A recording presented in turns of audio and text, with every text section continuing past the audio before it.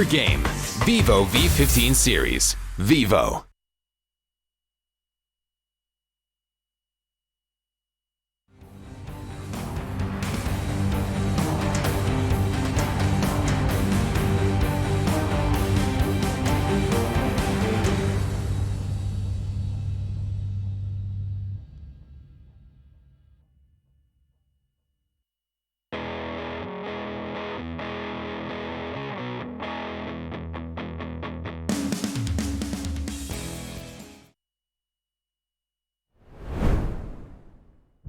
Do you play PUBG Mobile? Maybe you never run out of stamina. Maybe you're always aware of your surroundings. Maybe you're an amazing cook with the pan.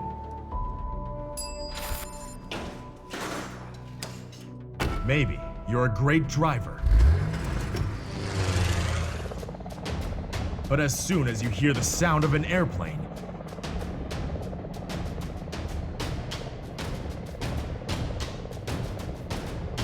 you get into the zone.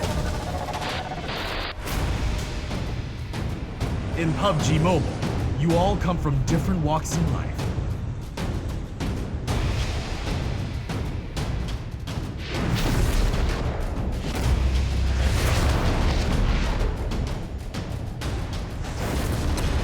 But you face the same dangers on the battleground. And you become friends. You work together to overcome the obstacles. This is PUBG Mobile. There's a number one in all of us.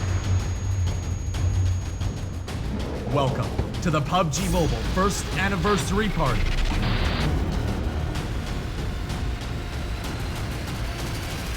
PUBG Mobile. Be the one.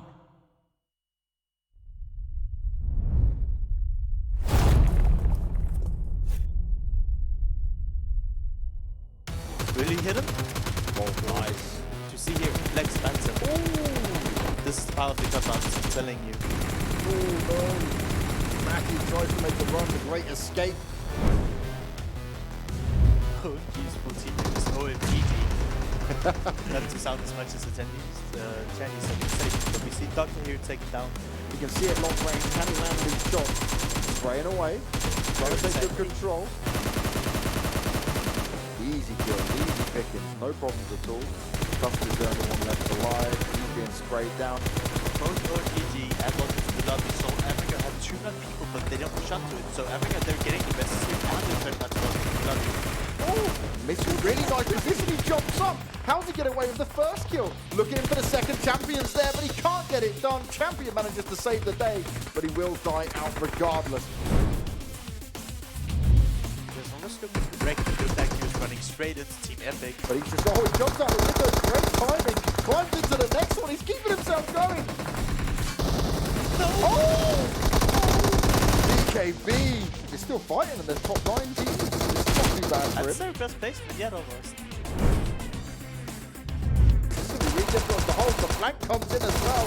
Duckstall getting it done and getting the finish off there. He is not holding back. Shots come out towards him, he's being hunted down. Surely he can hold it there. Oh no! It's like, we talked about being nervous. If you have the confidence to make these kind of plays. Yeah, it's the dream. Billy found as well. They went for the 3-1 and now we've done the 14. Maybe we get a win. Suckett's on his way over, they've heard him, spraying it out, can he make it work? No, he doesn't. Leader able to get it, but Tron backing him up as well. And Kuma.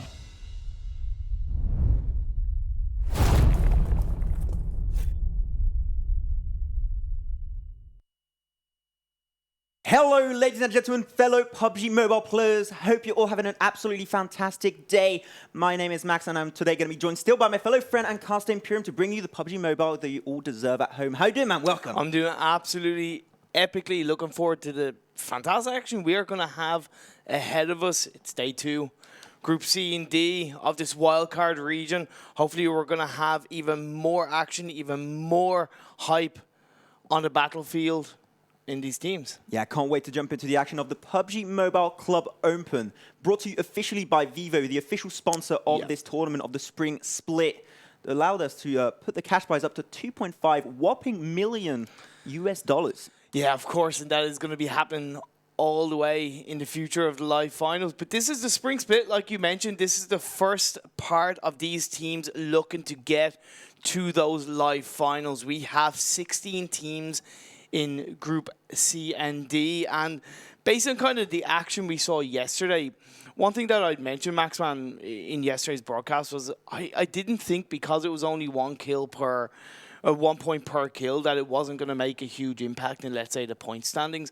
I was totally wrong. Huge difference when you look at the standings from yesterday's games from the leaderboard between the wildcard region, Maxman. Huge difference with the kills. Yeah, you can see right now the leaderboards on your very screen. The teams that did take a chicken dinner yesterday, we had Team AR, Team No Mercy, Team Nova Esport, and Camp to Win. You can see in the top 3, Nova Esport, No Mercy, and AR are here showing up pretty high. But Camp to Win, they did take a win, and actually were not very consistent yesterday, and they are now in 7th position, Imperium. And then when you look at the likes of Trusty Process, Max, and who are lying in 4th place, 3 teams below them, when you look at the place points, have more placement points, but because they've got 26 kills, only second behind Nova total, that has jumped them up to 4th. So, as I said, totally wrong. Kills make a huge difference, and I hope these players, these teams realize that.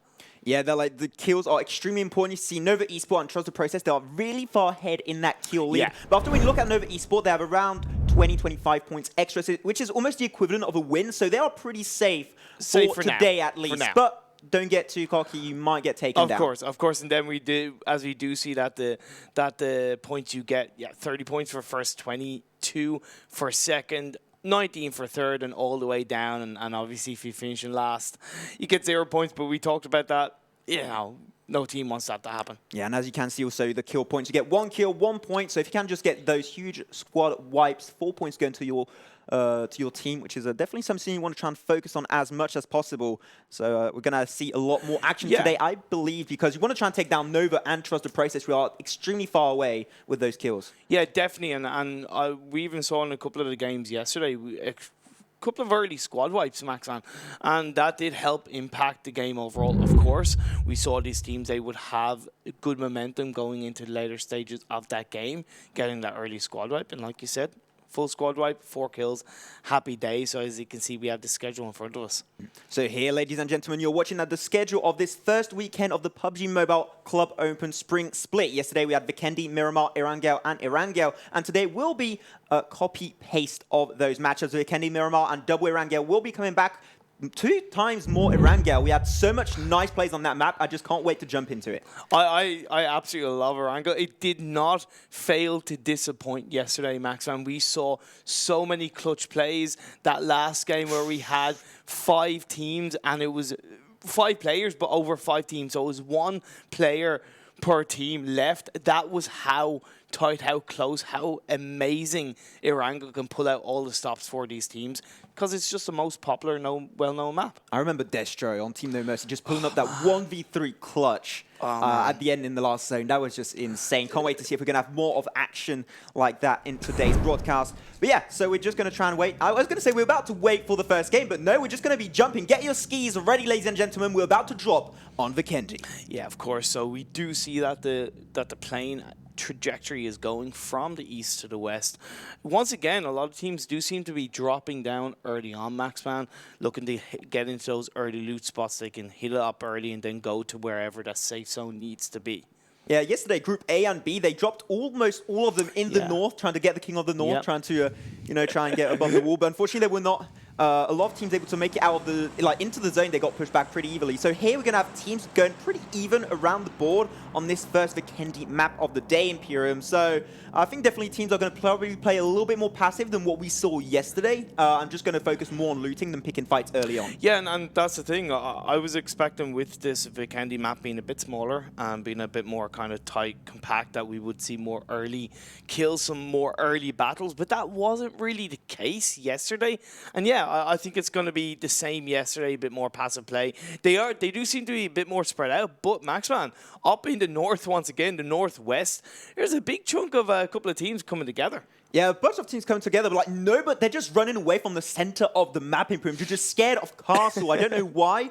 I personally love that drop. It's one of my favorite drops on Vikendi, but just everyone just says, oh no, we'll just go on the coastline. At least, which is cool when you're on the coastline. You only have to take care of 180 degrees of action. You don't have to take care of what's behind you because no one's going to come and attack you from the seas. That is actually a very good point. When you are in the center of an area, you have to have so many perspectives on your team. You have to make sure that there's enough communication, that the vision is being covered. But yeah, when you're close to the coast, there's only that half a moon of perception that you really need to take care of. So yeah, we do see these teams are dropping. And real quickly, like before we get into some action, you know, because some people aren't really sure of what countries are covered in the wildcard region. And in some way, we weren't until we dug into it and we found out. And it really has not only surprised me, but it's made me really happy. All of these awesome countries that are being represented in the wildcard region. Countries like Nepal, like, and apologies if I get some of these country names wrong, and Kyrgyzstan, Pakistan. It's really amazing to see Morocco also there. Morocco. I didn't even know Kazakhstan was even a country. I never heard of that, to be honest, before the broadcast. So unfortunately, I was really bad in geography when I was a kid. But anyways, we are back now. We are into the action. 15 teams on the Vikendi map, 16 players still alive, no skirmishes whatsoever for the time being. Just people going to go in their compounds, going to try and keep their zones locked and loaded and trying to avoid people trying to fight them early on. So they're holding their terrain. You can see this team here. You're going to see the team number 3 team move out. They're going to be just taking 2 compounds for themselves, trying to spread their wings a little bit and trying to get as much loot as possible early on in this game. Yeah, because I talked yesterday how about sometimes teams can have a split drop strategy where they have 2 people drop in one area and 2 people drop in another area. Whoa. Careful, they just drop in. Team number 10 right there, Team T25, and they're going to pick up one team on the tide of God. Going to be shut down. RSC you later, Alligator. Shots back on top of Mr. Sahil. It will be put down by Chris. Will they be able to make it out in time? I'm not too sure, but he is in to the safety of the stairs. He should be fine for the time being. Another fight going to be happening right now. Chris versus Kian. Can I pick it up? He's really low though, Chris. Oh, he makes it out barely. But Case is going to be pretty low too. He's going to be half HP. Still 1 member down on the side of Team 5, Team Destroyer. And Loki will get the killing blow, trying to take someone down on their side. But now he's going to go a little bit too. He's trying to chew more than he can take. And he's going to be taken down as there was a nice flank coming out from Odin on Team 10. Yeah, but where's the rest of the Destroyer's team? Really he just split. left. Yeah, he left him hanging. And in some way, that's not a bad thing. But I really feel that the Destroyers could have taken that team fight overall. But now we are seeing he's jumping in. There's just 2 members of that Team Destroyer looking to join the rest of his team and trying to get those kills. But we do see that Team 10, God, they have control of this game so far. 2 members down on both team respectively. It's 1v1 now. There are 2 members, like 1 member down on both sides. And now he's going to try and regen him up in time. He won't have time to do so. Odin saying hello. Here's Janny and gets the kill. Swipe out 4 points going their way. Yeah. Odin.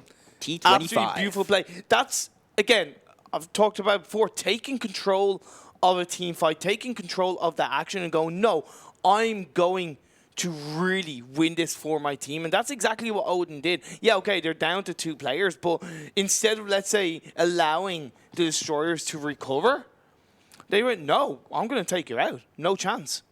That's it. Yeah, so far we have a little bit of action going on over here too as team number 3, team move out. They do have some information on some members of Team Onyx right here, team number 8, as you guys can see in that compound. Not sure if they really want to try and push it. It would be a 2v2 skirmish if they try and push this in, but their teams are just not too far. Maybe they should just wait for backup, Imperium.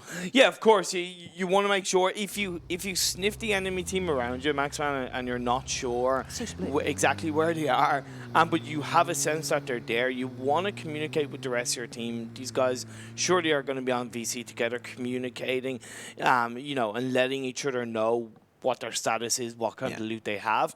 And they'll be doing that when they have a sense of where the enemy team is. And if they don't think they can take it, they're going to get away. That's exactly what Onyx are doing. I think that was a very smart move coming out from Team Onyx. They just left. Otherwise, they had 2 members of each on the side of Team Move Out that would have been able to sandwich them up. So they did have to peel back. They did have cars take those resources away from the side of Team Move Out. And now just going to try and get a little bit more loot out of these compounds. So they'll be fine. Once again, they have the coastline. So just less area to focus on, and you can focus more on that smaller area as the zone is slowly but surely going to be closing on in. And we already have a few teams out of the zone that are going to try and start moving in, such as Team RG Star. They're a little bit far away, Imperium. Yeah, and I just want to point out around the castle area, though, when you see Team 12, you know, they've got to get out of there as quickly as possible, because one thing that could possibly happen, I don't think it will, either Team 14 or Team 2, they could hang around by that bridge compound going into the main safe zone area, and you could see Team 12 come into a bit of trouble. I don't think it'll be the case,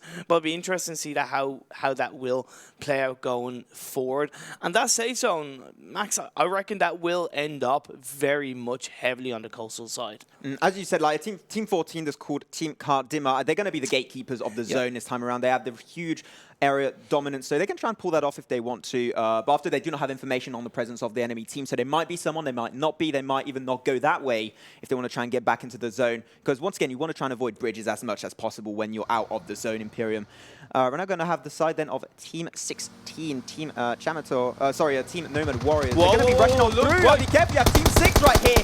Team Hype just going to be responding right back. Hello, you can't come in my house, ladies and gentlemen. Snake going to take a lot of damage. He will be low and put on his knees into submission. Nurik, he's looking for the rushing. He wants to try and get those finishing blows, to try and get those 1 point for his team. It looks like Snake will be the first casualty on their side. Get a few more kills. Snake, Turtle will be also taken down. And that was a very nice engage coming out on the side of Team 16 once again. Nomad Warrior, they were not expecting a team to be there, but just rushed in, played super aggressive, and it worked out for them. Only one member remaining, there's Nixon for Team Hype. He's camping. He's hiding. He's camping Maxon because he knows that there's a full squad essentially sniffing him out. Now, of course, Nomad Warriors might not be fully aware that where that last member is and what AWM. if they will chase it. Of course, that's going to be something that we will see later on. But that's still a great play by Nomad Warriors. This Kazakhstan team, the country that you didn't even know was a country, taking control and getting a couple of points on the board through kills. Yeah, they did really well. So we just saw that create that there was an AWM and a ×8 scope. Spicy goodness right there. But also, we saw yesterday on the first game on Vikendi, a lot of people were playing SKS, Kark 98. Yep. Also, like, there was no AWM. Nobody, unfortunately, got one into the later sections of the game. But it shows you snipers like, can if they work can get pretty it, well. yeah. Because with this Vikendi snow map, the vision and the so easy to spot out enemies, yeah. It's easier to spot out in some way, but it's also in some way easier to hide. So if you can hide in a nice area on high ground with that sniper shot and get a couple of shots off, it will be absolutely fantastic. We can see Team 16, 10 and 7.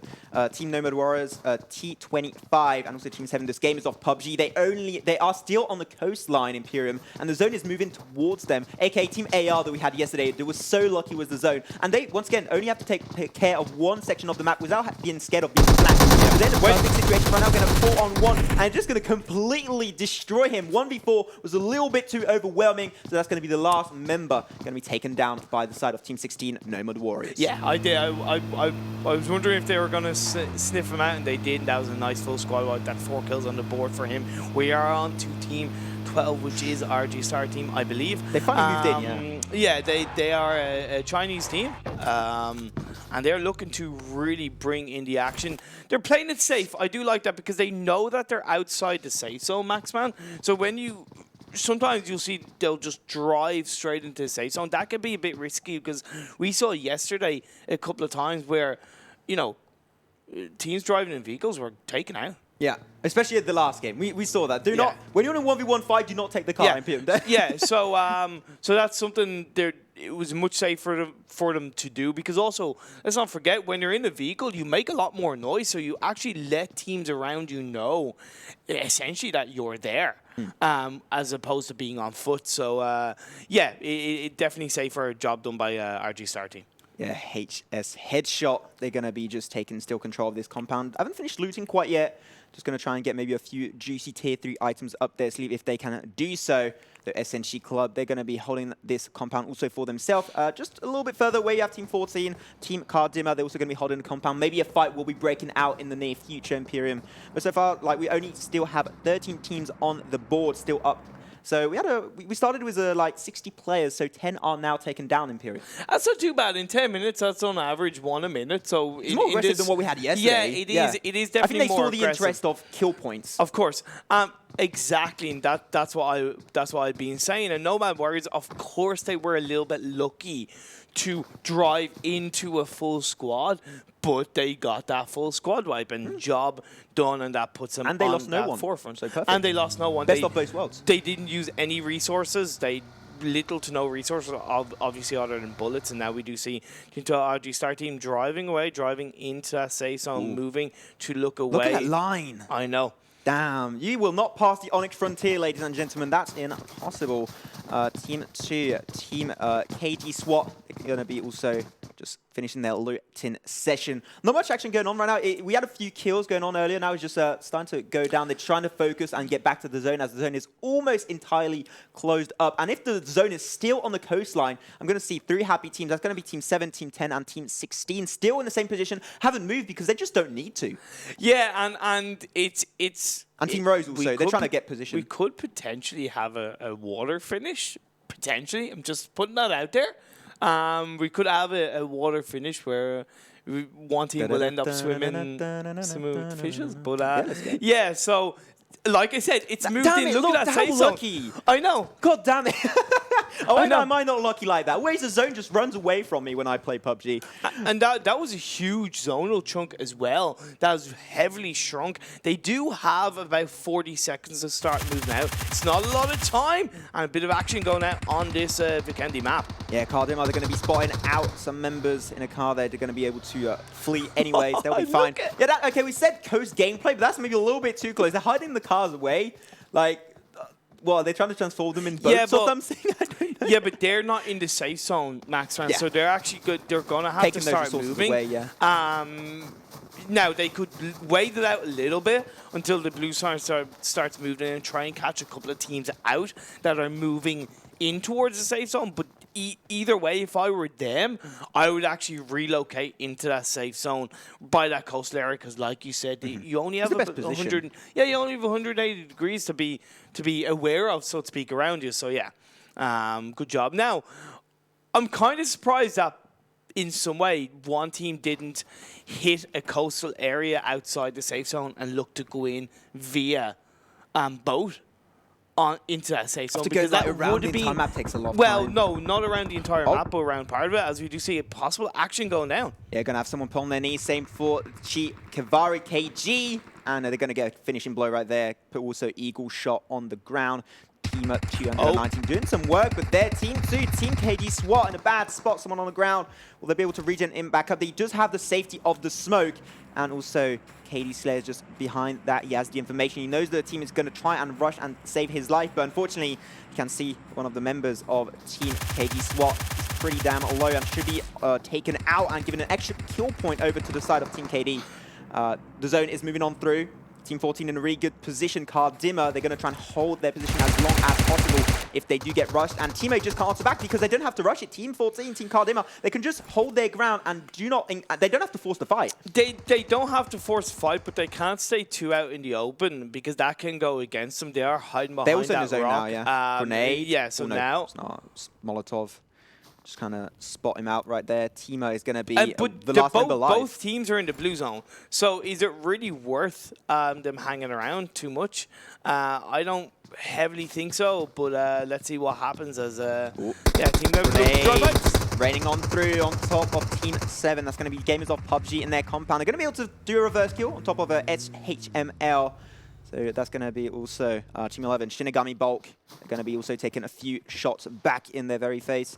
By the way, just to let you know, outside of that camera zone, we did see Cardima did get that still the full squad wipe. Yep, I told you still. And actually, that does put Team 1 Rose heavily inside that safe zone. So they've got plenty of room. Look at the 3 teams hanging around all over those 3 to 4 houses compound area, Max. Damn it, these teams are having a little bit of a party right now. Young is going to get right now to get an extra kill. They will do so. Shots back and forth for the time being. Team Rose, they are still 3 members strong. They're losing a little bit early in the fight. Molotov on through, but no one's really in that group. I do believe right now Imperium is not going to be having that much of an effect. They have a little bit of damage going back and forth on top of a Team 7 gamers of PUBG still for the time being. And just most teams just holding their ground. You look at that, just a member of Rose just in an enemy house of Team Gamers of PUBG, and he knows that if he leaves, he's in a really bad situation. They're trying to play around these staircases and just get a kill on top of Zoro. That's going to be nicely done, putting him down on his knees. Pank is going to be the last member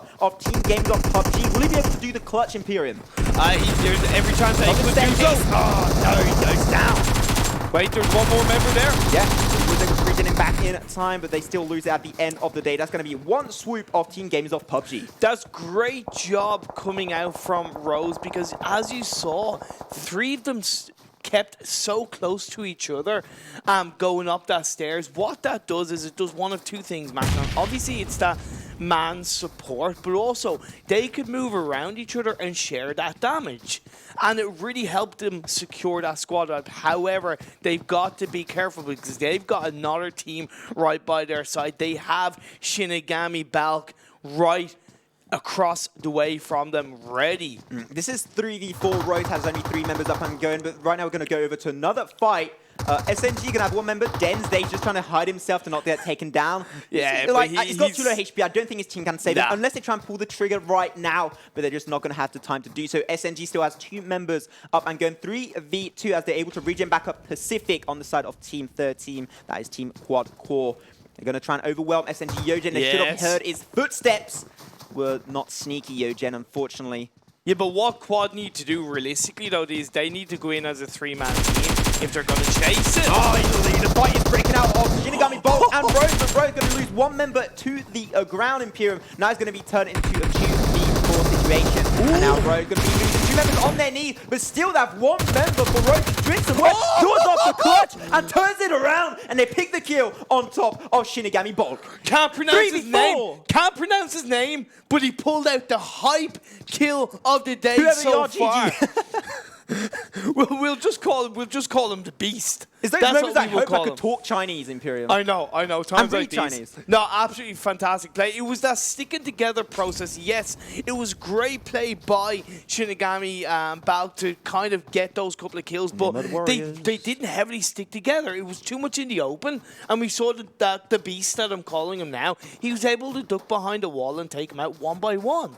Damn it. I think we might have an MVP, but we just can't say his name. How unfortunate is that? The Beast. We call him the Beast. The Beast of the Rose. Yeah. Let's go.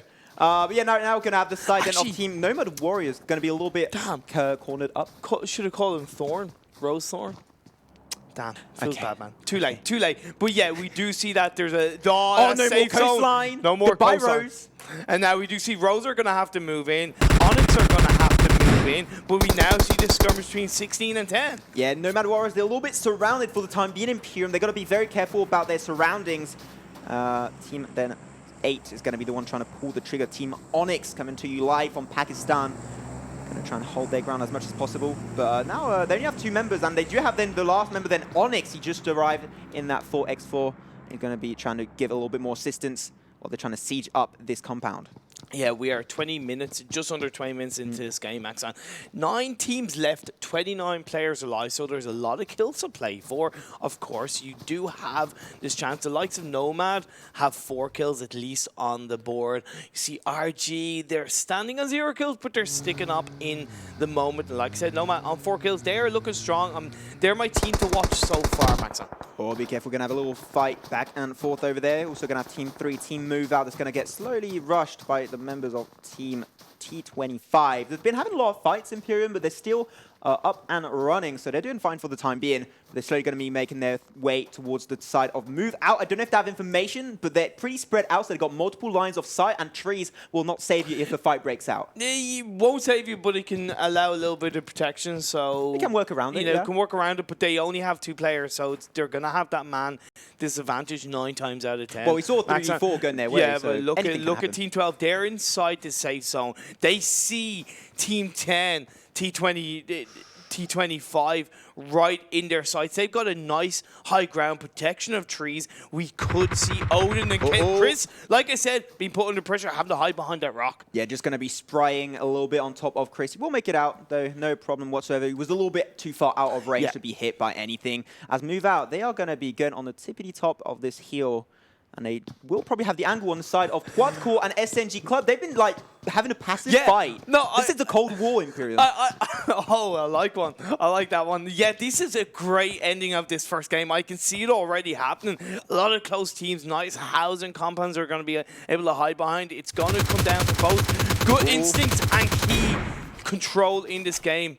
Move out, looking to take it. Now, they're in the open. They've got high ground, but they're in the open, so they've got to be a little bit careful. They got someone down. They did knock someone down, but they could have got vision on him. Ooh, can they get him? I'm not sure if they can have the ankle taken down. Okay, now they're going to move in. They've got to be careful because they got Team 4 right near them. So this is going to be interesting three-way tie. Move out, they move it in. Pangmi going to be taken down by AJ. That was nicely done. For now, AJ's rushing also in. Going to try and get a few shots. They should take a bit of damage before 1/4 of the HP down. Again, also pretty low. They're trying to hold their ground. But SNG said this is a 3-man fight on both sides. SNG, they're just like vultures, just waiting and praying on trying to get any kill they can. Why should they take the damage when they can just clean up the Move mess? out don't know they're there. Yeah. They don't know.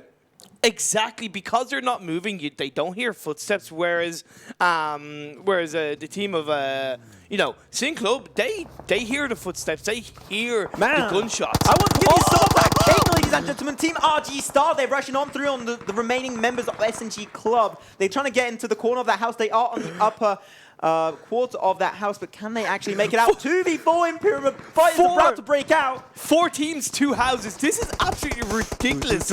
Hey. They know they're there. SNG Club, they have the information. They know they're getting rushed. They can hear the footsteps, but maybe they haven't yet heard out. Like, they are sneaking around. Maybe they didn't do any sound whatsoever.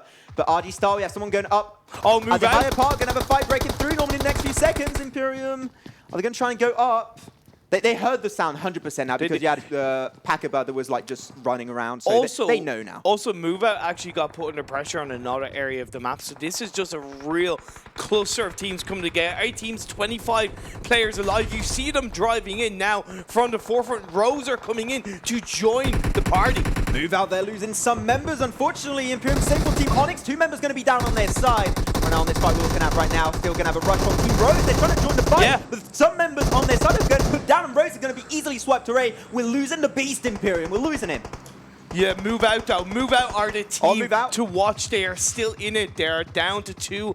I think 1 player actually. So Quad, who were under a lot of pressure by Move Out, have actually managed to survive, I think, with still 2 players. And now Team 12 RG, they're that full squad. They're healthy. They've got nice armor. They've got nice helmets, nice backpacks. They are ready with that Uzi to spray the enemy team. Yeah, look at that Team 16, Team Nomad Warriors. They're just going to be on the outskirts of this fight. Going to have an airdrop round the roof. Maybe not like where you want it. I don't think they can get access to it very unfortunately, but oh well, it's fine. This is the house of destiny, Imperium. They give it everything. Give it the zone, give it the freaking loot crate, give it everything you can. Like, look at his SMG Club too. They're just chilling. We're now going to have fights going back and forth between Team Onyx and Team 15. That's going to be Team Headshot. And they're going to take a lot of damage for their self. Not sure who's going to be actually coming out on top right there. It seems like Team Onyx did get the upper hand overall. But Team Headshot is still doing pretty well overall. Yeah, they are. They're good. They are. They've got, I think, 2 members left, if I'm correct. Yeah, we've got 5 teams, 15 players alive. This is definitely the team that has the best chance, Maxran, is Team 12. RG Star Team, because they're that full squad and they're really healthy. They've got to be careful because seeing who are playing very calculated for now have yet to really take any damage when you saw all the fights that were going on around them. But then also Nomad Warriors, who got that squad wipe earlier, they look very strong as well. I just saw that time 8 in the crate. I don't think that's going to be very useful at this range, Imperium. No need to really rush it. I think this is fine. They don't need that. But look at that SNG Club. They're still in the roof. They're just chilling. They're just having the time of their life, just waiting to try and jump in when they can, because they know that they do not have that number advantage. Only 2 players remaining. They're facing against 4-man teams and 3-man teams also on the side of Nomad Warrior. Look at Headshot trying to move around. They're trying to be really clever now. They've got to be aware that they've got to be aware that Nomad Warriors are around the edge. They're covering the rock. This is going to be a really calculated end. Yeah, you saw that Headshot trying to do a little bit damage onto Nicola. Didn't quite get it done. Just chilling with the bros, cracking open a cold one, Imperium. They're going to take their very time, waiting for the zone to close up. The zone is legit right on top of those houses. We're making the fight will last actually a little bit longer, but I'm saying that right now. Team HS are going to be losing one member, going down on his knees. Ferry, will he be able to regen him back up? Once again, a language I cannot read on the side of her team Headshot. Yeah, well, that's the wild card. People all around the globe, so of course, yeah. Yeah, it's absolutely awesome. I don't mind. I like a challenge of pronouncing a name, but yeah, if I can't read it all, no chance. But yeah, so Headshot, they lost one member of their team, and now they're really under pressure because they technically they don't have many places they can go. Nicola being put under pressure. Now they just gave their positioning too. But like they already knew someone was there, but I think it was Team RG who was shooting them down. Now that means that HS gave out their position over to the members on Nomad Warriors. Maybe not the best thing you want to do because now you got to take care of like multiple angles. That means an extra angle is going to be Nomad Warriors. It's not even in the compound at this point. But shots fired coming out from Headshot. Just trying to get maybe a killing blow. Because Nomad Warriors got a couple of kills on I forget who it was earlier on. They obviously know that there's multiple players in those houses. They can't move anywhere. They can't go for Headshot. Because if they go for Headshot, they are potentially exposing their position for another player, for another team to take them out. So right now we're in a bit of a lock-in, so to speak, of players don't really know where they can move. They're actually just going to have to play towards the safe zone and hope for the best afterwards. Yeah, I think the best thing would be to maybe wait for a fight to break out, then rush towards the compound. But like at this point, I don't see any fights happening. But that's the thing, is that who's wait for distraction, who's going to pull the trigger first? Yeah. Who's going to take control? And I actually will really commend whatever team, and in my opinion, it should be RG Star Team because they've got that full squad. I will fully commend whoever pulls that trigger and takes control of this remaining teams in this first game. The smoke rush coming out from Headshot. They're able to get to the safety of that wall. Now, Sing will have heard, SNG will have heard. But at least they didn't have to do it again. From a direction. Be careful. Quad Core going to be having an easy shot potential on the side of Team Headshot. And will they be able to swipe out that squad now? Only 4 teams remaining in Imperium, 12 players alive. Okay, one member, Nomad, took down Headshot. But knocked him out. But before he knocked him out, Headshot thrown the Molotov, and it was actually his own Molotov that killed him. But anyway. Now the trigger has been pulled. Imperium was going to have the side then of RG Star going to be under pressure and putting 2 members on their knees, but able to respond pretty well and putting Team NW on the back foot. 3 teams remaining, Imperium. 3 teams, that is RG Star Team, Quad, and SNG. So, RG, Nomad, Nomad Warriors took control, and I commend them, but they lost their lives. There's not enough space for 3 of us. One is going to have to leave Imperium. They were actually rushing in. They couldn't wait any longer, so now going to try and pull the trigger on top of RG Star. Maybe didn't have the time to regen full HP right now. They're rushing in. ICBM. Going to try and get one angle, but he just can't get it. Going back and forth with that wall, but they have a few members. RG Star losing some of the members. Same for the side of Quad Core. Don't know who's going to be able to overwhelm the opposing team. Now we will lose the last member of side of Quad Core. Quad Core going to be swiped off. 2 teams remaining, and that will be Team RG Star and Team... who is it? Who's the last one? Is it Nomad Warriors? I think it's a Sing. Oh yeah, still Sing Club. That's the thing. They haven't moved. They camped it and they've survived. They've been there for, I believe, Maxon, they'd be there for, I believe, about 10, 15 minutes. You know what I mean? At this stage of the game, because we are 29 minutes in, we are at the closing stages. 6 players, 2 teams. You've got the huge man advantage for RG Star Team, where they've only got 2 players to take out. It's going to be a split decision. What's going to happen? SNG Club, they're using their first member. Yo Green is going to be the last member standing, but I say standing as he gets taken down. And winner chicken dinner will be going over to Chinese team RG Star in his first game on Vikendi. Yeah, great play. The man advantage paid off because they had that full squad right until the end. Nomad Warriors were down to, I believe, 2 or 3. Yeah, 2 or 3 players.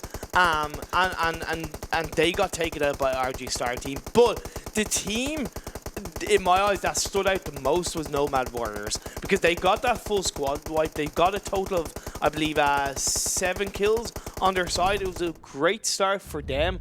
And it means that those kill points are going to make a difference, even though they didn't finish in the top 3, Maxon. I personally had the favorite of that game. It was Move Out. I think they were really managing their pressure really well. But after they got 3 angles on which they were getting harassed, it was a little bit too much, and they got overwhelmed. So they get did get taken down. But SNG Club played it seeky. They can definitely see like different types of play style, and SNG Club were playing for the positioning points, and not many teams going for the kill point today. No, there wasn't as many as we might have saw in the first game yesterday, although there was that couple of early game squad kills that did prove to play a big part for Nomad Warriors. But I want to talk about the Beast. Rose the Beast.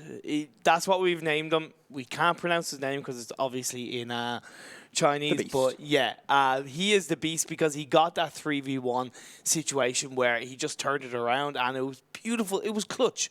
Raw clutch play. Yeah, enemies in front, enemies behind, just turned around and just looked like he was playing on PC almost. Yeah. But he just like super fast. Really nicely done. Yeah, just really nicely done by them. And then there's things like, Car Dima, that Team 14 from Pakistan, they pulled out a couple of really nice plays throughout this team, as we do see the highlights are coming out for you guys. Yeah, see their Team Destroyer able to get a few wipeouts for themselves. But then you had also got Team 10 that was getting the split push. He was getting on T25. But they did get a few kills for themselves. And that was one of the very, very early fights when still 15 teams were remaining. Then we had the end rush there when he was trying to regen up his last ally on the side of Team 5, Team the Destroyer. But Odding coming in clutch and then shutting down his team. I didn't get this, like 4 points for his team for himself. Yeah.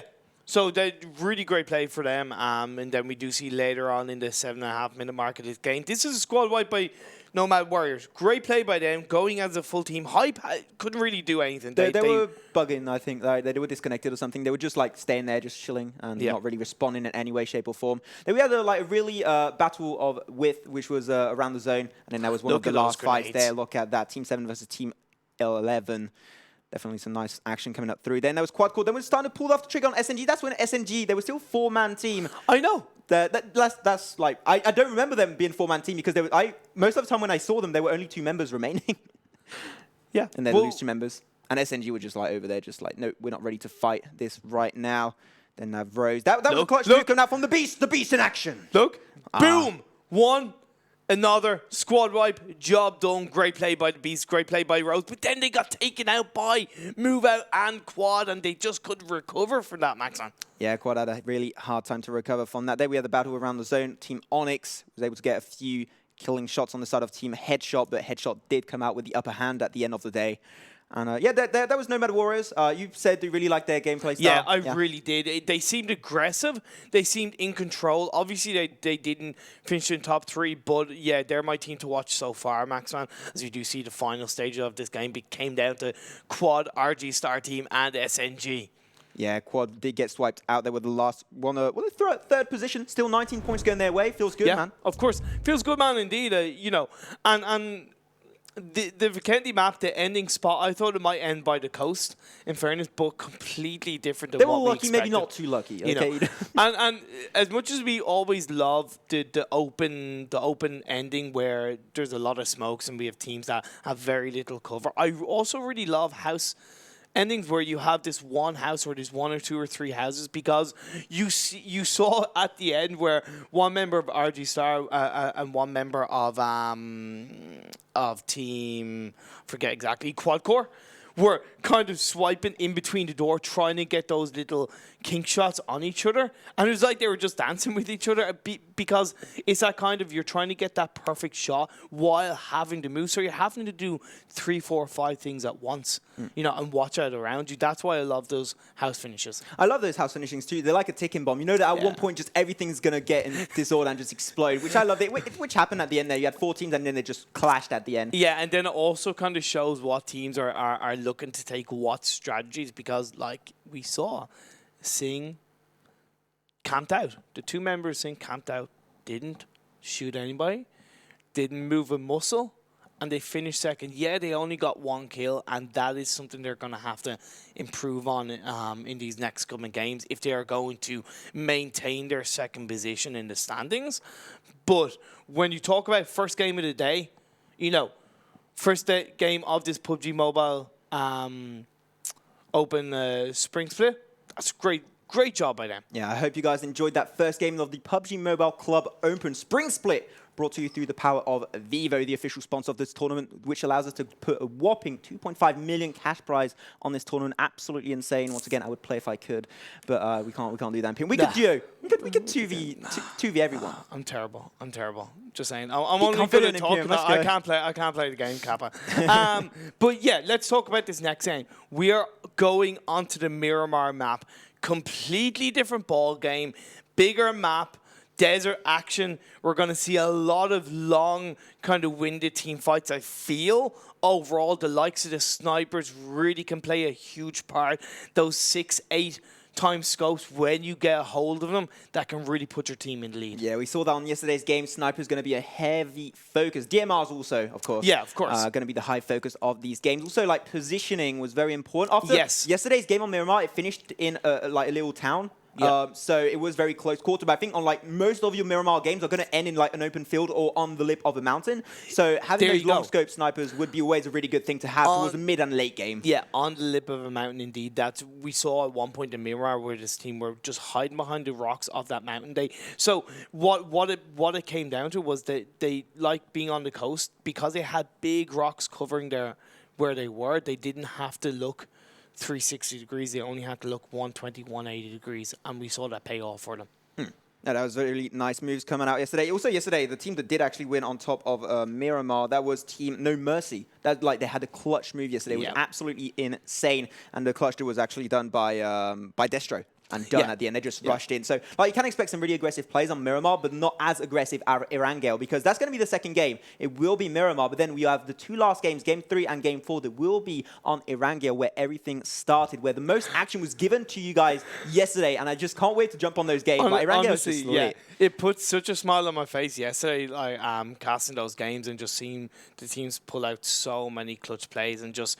Like I said, because they know the map so much, it's played all the time. It's the original. It's the best. You know, nothing can beat it. But the teams know it. A lot of the teams, they know every nook and cranny. They know every inch. They know every hiding spot, every loot spot. They know where to go, where they want to be at, what point in this game. Obviously, safe zone dictated. So yeah, that's why Erangel just never fails to deliver. Yeah, but anyways, before Erangel is going to be Miramar. Yeah, of course. Let's focus more on Miramar. So what would be your team to look out for on Miramar this second game? I'm going to say quad core, because even though they did have a good result, I think they can do better if they survive as a four-man team.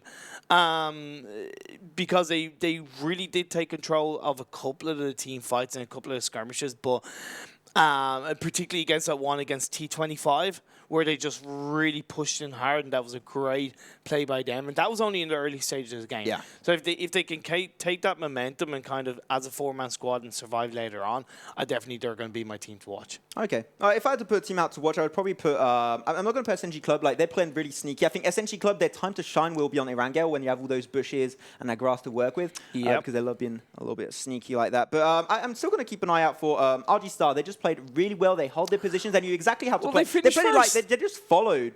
Like they just followed exactly what they should have done. So like they really reacted properly to the situation that was given to them. So I'm going to still, like in the second game on Miramar, because I think the Miramar and Vikendi, even though the map size does change, I think is a little bit similar in terms of like you're easy to spot. I'm going to have to keep an eye out for RG Star. But anyways, of course. Thank you very much, guys, for watching this first game on Vikendi. We'll be going out into a short break, and we'll see you all next time for some Miramar action.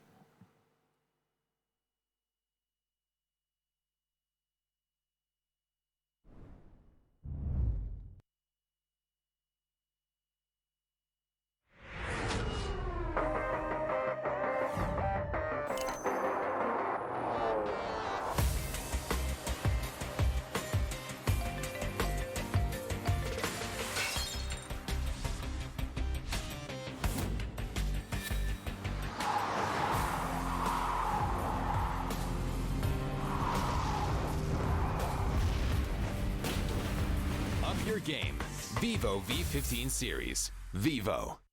Do you play PUBG Mobile? Maybe you never run out of stamina. Maybe you're always aware of your surroundings. Maybe you're an amazing cook with the pen.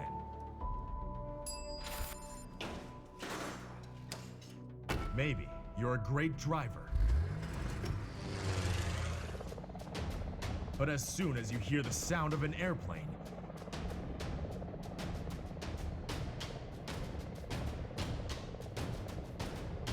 you get into the zone. In PUBG Mobile, you all come from different walks in life.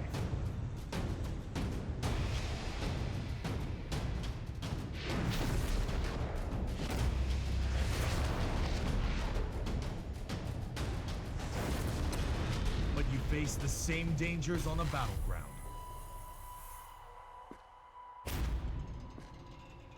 And you become friends. You work together to overcome the obstacles. This is PUBG Mobile.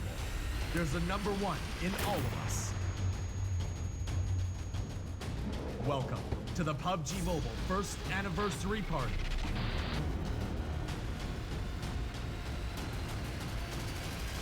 PUBG Mobile, be the one. 1 year ago today, PUBG Mobile went online in over 200 countries. On the 1 year anniversary of the game, we're here with you to witness the honor and the glory.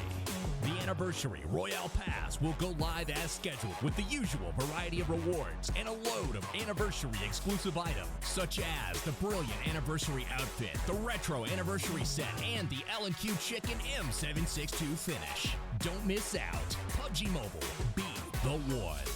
UC spent in Royale Pass will be fully refunded as your Royale Pass ranks up so you can buy next season's pass. Royale Pass. You deserve it.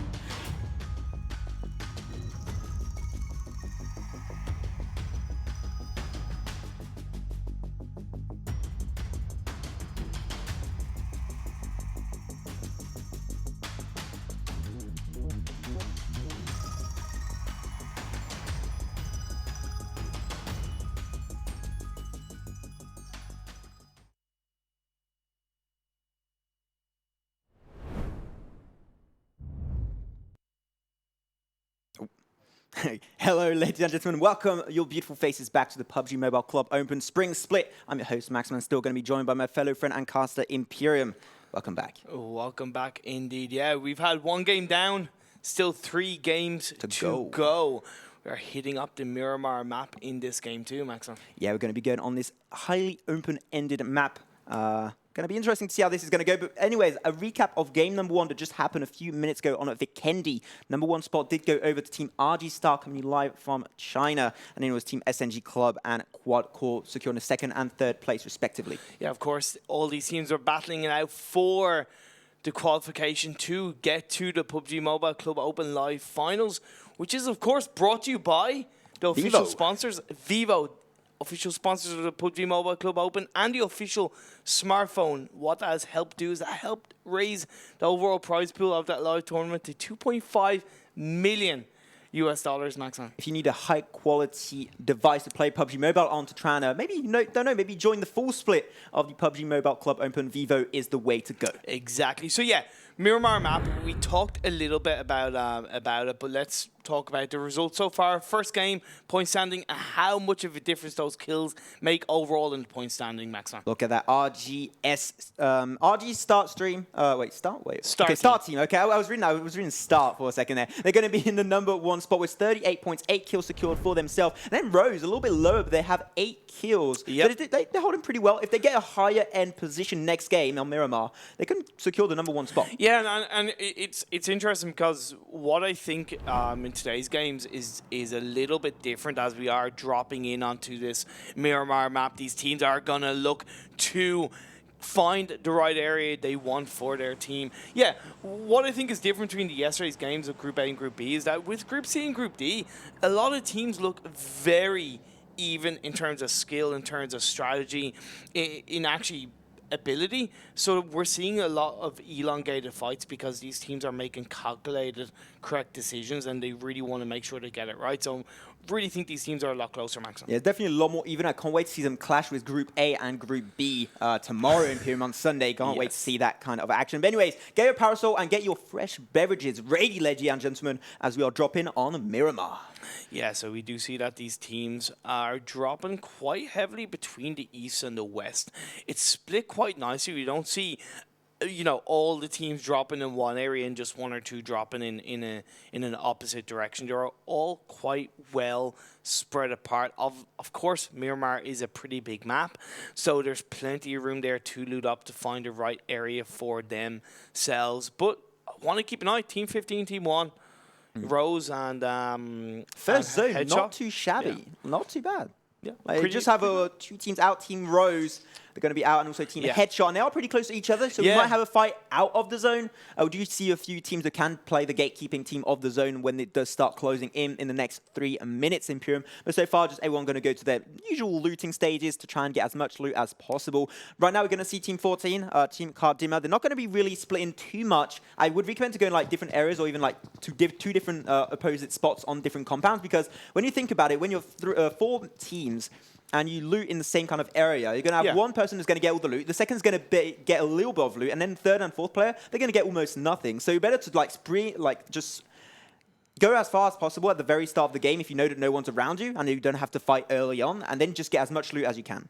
Yeah, so we do see outside this safe zone, Team 1, Rose and a car run over RG. RG Star just lost someone to a car. Okay, interesting. Don't know if he jumped out or something, but maybe he thought he was in Ukraine and tried to cross the road and.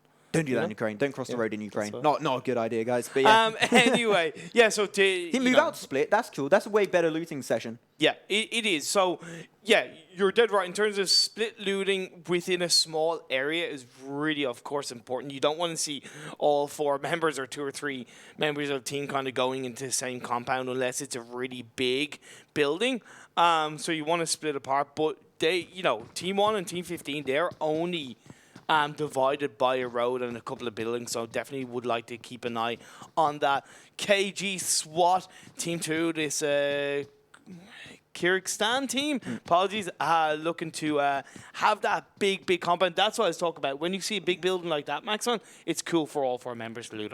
I was about to say, I hope that we can see Team Hype again, because earlier they did have a few disconnection issues. Once again, Hype does come from the power, so pretty far away. Imperium might have a few connection latencies, but they are back and ready to smash in this second game on top of Miramar. And still no one really picking any fights. We have 14 teams out of 16 that did join this map. Quad and RG, who did face up against each other at the later stages of that last game, they're pretty close to each other. Might one of the top big teams area. die early, yeah. Yeah. So if one of the top teams do kind of die early, yeah, that's gonna create a couple of surprises later on in the game. Like, remember yesterday when we had, I think it was game 3, and the final 3 or 4 players were from teams that hadn't performed that well. Oh, yeah. You know, so I love that kind of finish where We had just, Nova you into know, game 3 still. So yeah. one of the most dominant teams is still there. But like, yeah, it was a little bit more open-ended. We didn't know who really was going to take the win in game number 3 on Erangel. Exactly. Yeah, so far, so good on Miramar. Zone is now going to start closing up on these teams. That's when RG Star and Quadcore are going to start to have to close back in if they don't want to get locked out by any gate holding teams into the middle area of the zone. So you're going to have to try and start getting on the move. Nomad Warriors are in a nice spot. If you can tell, they're just outside the safe zone, but they have a bridge quite close to them. So there is a chance that, as you see on the overall map, that, okay, there's nobody in the Minas del Sur and the Prison in the Los Higos area for them to go over that bridge. But, you know, they had the option if they thought any of the teams were down in that area. But they are outside the safe zone. They're spread apart a little bit further, so I'd like to see them come together. We saw in the last game, they did that, and they got a squad wipe early on. Let's see if they can do the same. You're going to have to see if they can do the exact same thing as in game number 1 in PM. Team Rose, they're just a little bit on the move right now. They do spot out a few members of Team HS, Team Headshot. A few shots do connect on that car, also on top of Guyton, but he will be able to move out just in time. Could have been taken out, but Rose getting a few nice little shots out there. I don't know which one is Beast. Let's just call them all beasts. Okay, they're all beasts. All beasts. Cool. They're all beasts. Let's call them all beasts. But no, the one thing that Rose did do by going for Headshot and not connecting is that they did realistically say to Headshot, there is an enemy team near us. That can it's compromising your position in some way, Maxman, and that can be a bit of a risky situation, because now we see Headshot are lining themselves up positionally to defend an attack. Yeah, because they did get taken a few shots, so they have to try and set themselves up in case a fight does break out. But once again, they're still out of the zone. They're going to have to try and move out. The zone is closing up, almost halfway done, ladies and gentlemen. Team 11, Shinigami Bulk, they're just going to be around here just taking their time. They are spreading their wings to try and get as much loot as possible, as I did mention earlier. Doing a good job. But look at this beautiful Miramar map running on mobile. Yeah, it's beautiful. I said yes, and it just really does blow my mind how detailed it can be, as you said, for these mobile devices. So yeah, move out. Looked pretty good at some parts of the last game. And there's also other teams I did want to mention, like Onyx, who pulled out a couple of nice kills early on in game 1. And I definitely think they have a decent bit of potential. And then you have the likes of Team 25, Team 9 Black Dad. You know, they can really stand out if they give themselves a chance. Hopefully Miramar is going to be the map for these teams to make a mark. RG starting though. Just wait for me, you guys. Please have to try and catch up to them as they're trying to get out of the zone ASAP. So Team SGI, Team 11, Team Rose, Team Headshot, and also Team Nomad Warrior are going to be out on the zone. Team God, so that's going to be Team 10. They are going to be just on the outskirts, Team 25, but no one really to stop to entering the zone, so they could just stop moving in right now. I like where Hype were positioned, Maxon, because out just into the safe zone, realistically there's a high chance that no team are going to be behind them. And they have RG Star Team ahead of them. So that could be an interesting play out later on if as the zone moves in even further, because we are nearly 3/4 away of that blue zone. Moving into the edge of that safe zone, then we will get our next stage of this game 2 underway, and these teams will start to move closer and closer together. Nobody died, no teams swiped out, and we are 8 minutes in.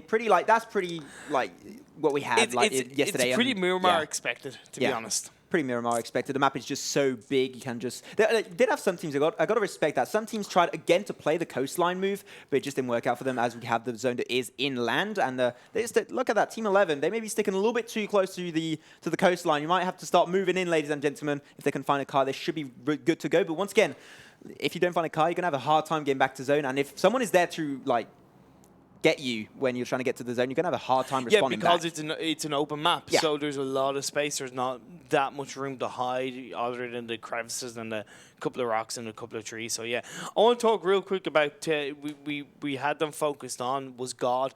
The name of their players, Max, on God, Loki, God, and Odin. That is just a beautiful set of player names. If you're going to kind of live up to that Avengers type namesake, you gotta make it work. No endgame spoilers in chat, please. Please, I haven't watched it yet. Don't tell us anything. I want to watch it when I get home. Because people already tried to spoil me. I know. It's insane. Way too many. Stop. So we do see this next safe zone. So teams are going to have to start moving in. Like I said, Hype and RG Star Team going to have to move in. Then you have like Quad coming together. This is going to be the loot crate that's going to be coming in. But no team around it. Does have an MK14 along with the level 3 vest and a suppressor. Suppressor is very important on Miramar because you've got so much terrain you can play around. If you can get that suppressor, you're not giving straight away your positioning. So if someone can get their hands on that, I'm sure they're going to have a big advantage on the long run. At least in the mid-game, late game, when the Quillwaters get a little bit closer, maybe not that much. But right now, that would be a huge item to get yourself on. Definitely, it really would be a Quad Pacific Fat Man. And Azrak, should I say, looking to just take all the loot they can from that building. Bigger buildings like this, it can, I'm not going to say waste a bit of time, maximum, but when you have these huge buildings and you're trying to loot them in a quick amount of time before the zone starts moving in, it can be, it kind of can waste your time on your strategy. You want to get as much as possible, move out, and then get to the next looting spot. Yeah, you got to try and do it as fast as possible. Team 16 is on the move. Nomad Warriors, they're going to be trying to get themselves a little bit more into the next zone, as the zone has been now showcased. Still going to be in land. I didn't see the zone if it's going to be like open-ended or if it's going to be into like a compound or any sort. We'll have to see that next few seconds. Team Hype is still on the run. Let's hope they do not have any disconnection issues. Now going to have the view of the map. It's going to go slowly but surely towards the west side of the entire Miramar location. And the teams are on the move right now. We're going to have a few fights happening pretty damn soon, I think, Imperium. Yeah, for the team that wins this game, it could become a west side story, one could say. Oh, spicy, but yeah, team fight's going on. And we got a map on top. I don't know what's going on, ladies and gentlemen, but let's go. Look at this map. It's absolutely beautiful. I love it. Look at this beautiful map. KD, I think that's Dimma taking out Headshot, I believe, if I'm correct. And that is going to be a full... No. Yes. Yeah, but it says they have 0 kills, so I don't know what happened exactly. But either way, they're looting up. I definitely think it was Headshots that got taken out. Yeah, I think they did indeed get taken out. Imperium, Team 14 going to be trying to make the move. They already, with the zone, just been moving in already halfway there to the next location where the teams are going to be fighting it out. And they should be fine. Team Onyx is not that too far away. Have a drop a little bit in the distance. They should be fine for the time being. We're going to have a replay coming out for you guys. There it is. Going to have a replay of the move of Team 14. Team Grenade. Dimma. Car was jumping right on through, and they just got a huge squad wipe. They just exploded the car, no one jumping out whatsoever, and they get a 2v4 situation for themselves. That's the risk of being. That's the risk of being in a car.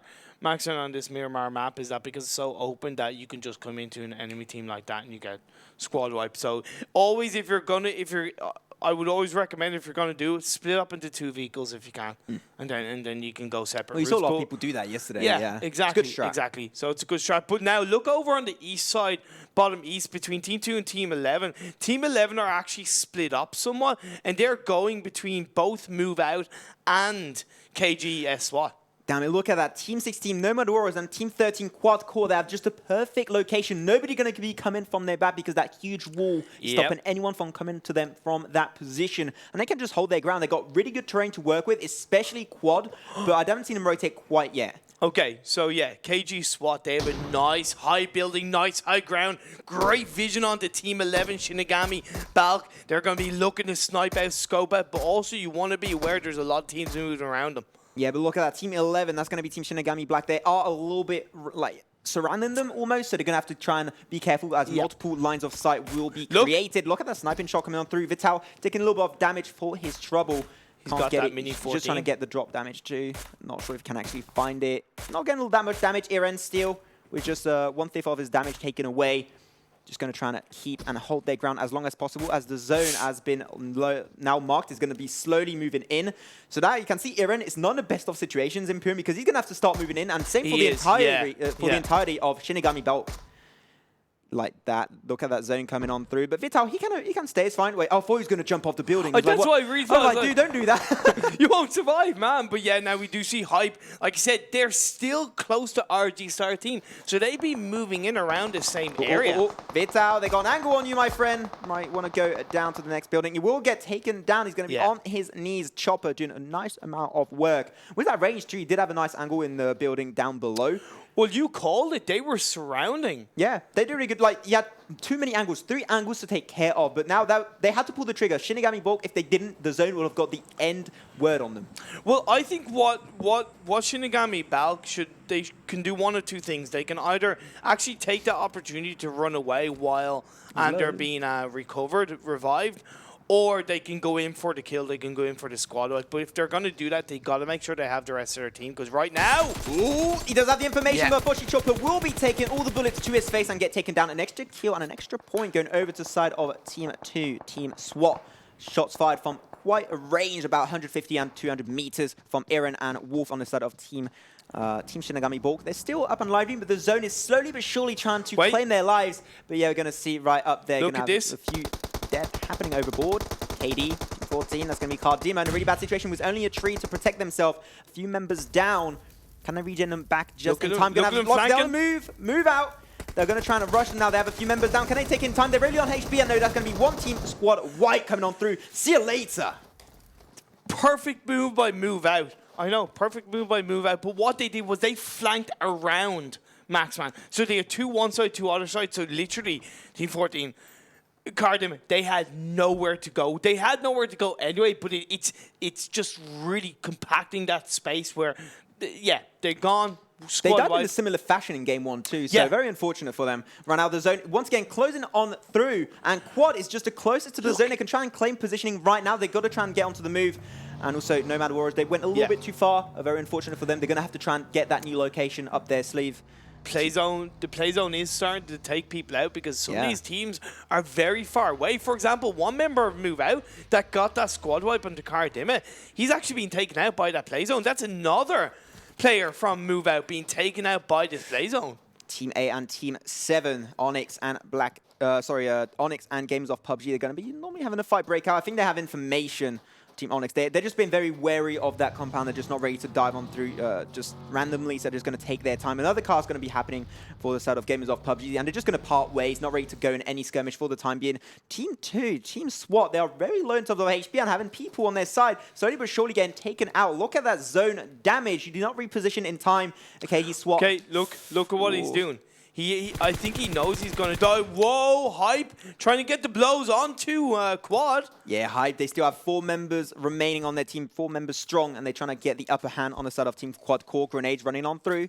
Didn't cook the grenade though, he's just throwing them randomly. Maybe they'll hit someone, maybe they won't, but it's just to generally apply some kind of pressure. It's to help lure the enemy into a false sense of security. So it's just getting those grenades out. So Quad might not know where they are, throwing them in different directions. It kind of, it leaves them with a mentality of, where are the enemy team? Yeah, right now, be careful. They're going to try and get the upper hand. Pacific taking a little bit of damage. They do have the terrain to work with. They got quite a nice amount of protection. Quad, Fatman, and Azrock going to be in a bad spot. ICBM going to be even in a worse spot as he is actually on his feet, on his knees, and he's going to try and use those smokes to try and regen himself in time. They do have the walls to use as a little bit of protection. Gurkhan, now they are trying to split out on the side of Hype. That's good. They're trying to really spread the offensive power of the members of Quad Core, so that's really nice to see that happen. It happened in game number 1. They're doing it again in game number 2. Really enjoying how these teams are playing today in Pyram. They are now, as this zone is getting closer. Quad and Hype, the blue zone is going to start hitting them, and that's really going to damage their health bars. Oh, someone got run over. RG Star getting run over, disrespected completely. Now get a few shots from Gurkhan. Not really hitting anything. He does have Azo. Oh, does put Azo pretty low. We will be able to crouch just in time to avoid the next few flying bullets just above his head. But still, that one team on one fight. Hype versus Quadcore going on for quite a long amount of time. Still 4 members remaining on both sides in Imperium. Pretty even fight. Grenade does do a little bit of work on top of Gurkha. He's going to have to reposition now. He did give out his location, but Hype is in the outskirt of the zone. Quad is going to be out of zone very, very soon also. So now there's going to be a battle of punches to take in bomb to see which team will be able to take the upper hand. Turtle on the ground. I just can't help but think that this is no benefit to any of these two teams, and Quad are trying to take the safe route and get in that vehicle and drive away, Maxon. Yeah, just leave. They have 1 member down. You just can't save him. Just let him go. Yeah, sorry, Turtle that was on the side of Hype was taken down. They're gone. Just getting a car. They're pretty low. Will they be able to make it in time? They got a lot of terrain to work with. Not too sure. They have another car over there, but it seems that like these two teams might go down to the zone. Very unfortunate. Hype do lose 1 member to the zone. That's going to be Nixon.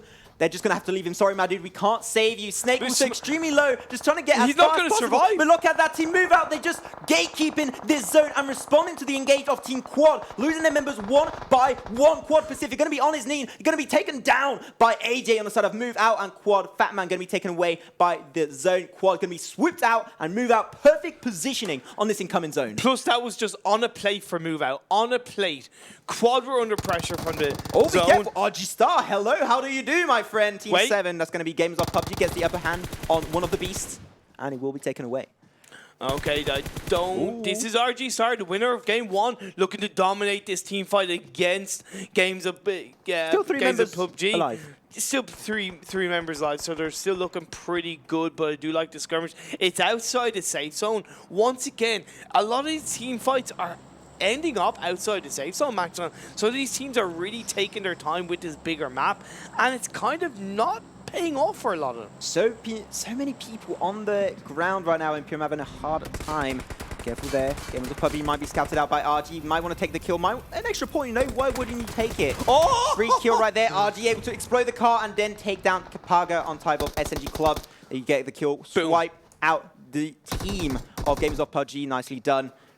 Now, Nomad Warriors, they're behind that rock. They are in the zone, so they should be fine. Grenade's going to be raining on through. And Aldic is just going to let to die. I don't think he can really get to the save point. He's half HP. And the team knows that they put someone down, Team Rose. So if he tried to regen, I think he would be able to take him down, but they just don't have a lot of information. I don't know how many players are alive on the side of Team Nomad Warriors, so they're just going to play it safe. And I can respect that, Imperium. Yeah, of course, it's really nice position by both of these teams in a lot of ways, using the smokes to their advantage, but now Onyx are joining in, RG are joining in. This is a absolute blast. This is, I like it. This is the end game. 21 players live, 6 teams over the zone. Don't rush in with a car. What are you doing? Rose is here to respond, RG Star. Can you take them out? Can you respond with enough firepower? You know, he's trying to use the destroy car as defensive power, but unfortunately, RG Star will be losing one of their beasts, and RG Star will be taken away.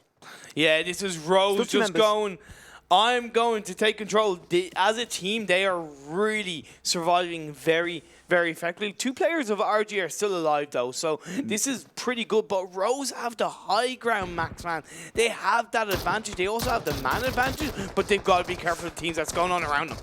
That's going to be Nomad Warriors and move out, clashing against each other. Sapsura just 1v4 in them without too much of a hassle. He's just fine for the time being. He's got the high ground. He can use a lot of protection, but he might get dived on through. Nomad Warriors, there's only 2 members still up and running so far, Imperium. See what RG did? They blew up the car there. Yeah. Because they know that that damage can, you know, if grenade one of the from through. Can I get a few kills on Rose? That's a really good grenade that did come on through. Pin down Rose to mid HP on both sides. Hodge going to try and split their offensive power. They do get Rose, one of their members, on the ground because of that grenade. But now Hodge doing an insane flank, and he does shut down the side of RG Star. RG Star, winners of game 1, but not winners of game number 2. No, not indeed. That was great play, great control coming out from Rose. Split your efforts. Exactly, because they knew that RG Star were focusing on the couple of members of Rose that were around that grenade area where they were throwing it, but they didn't know that one of them had split up, flanked around, got the 2 kills, job done, great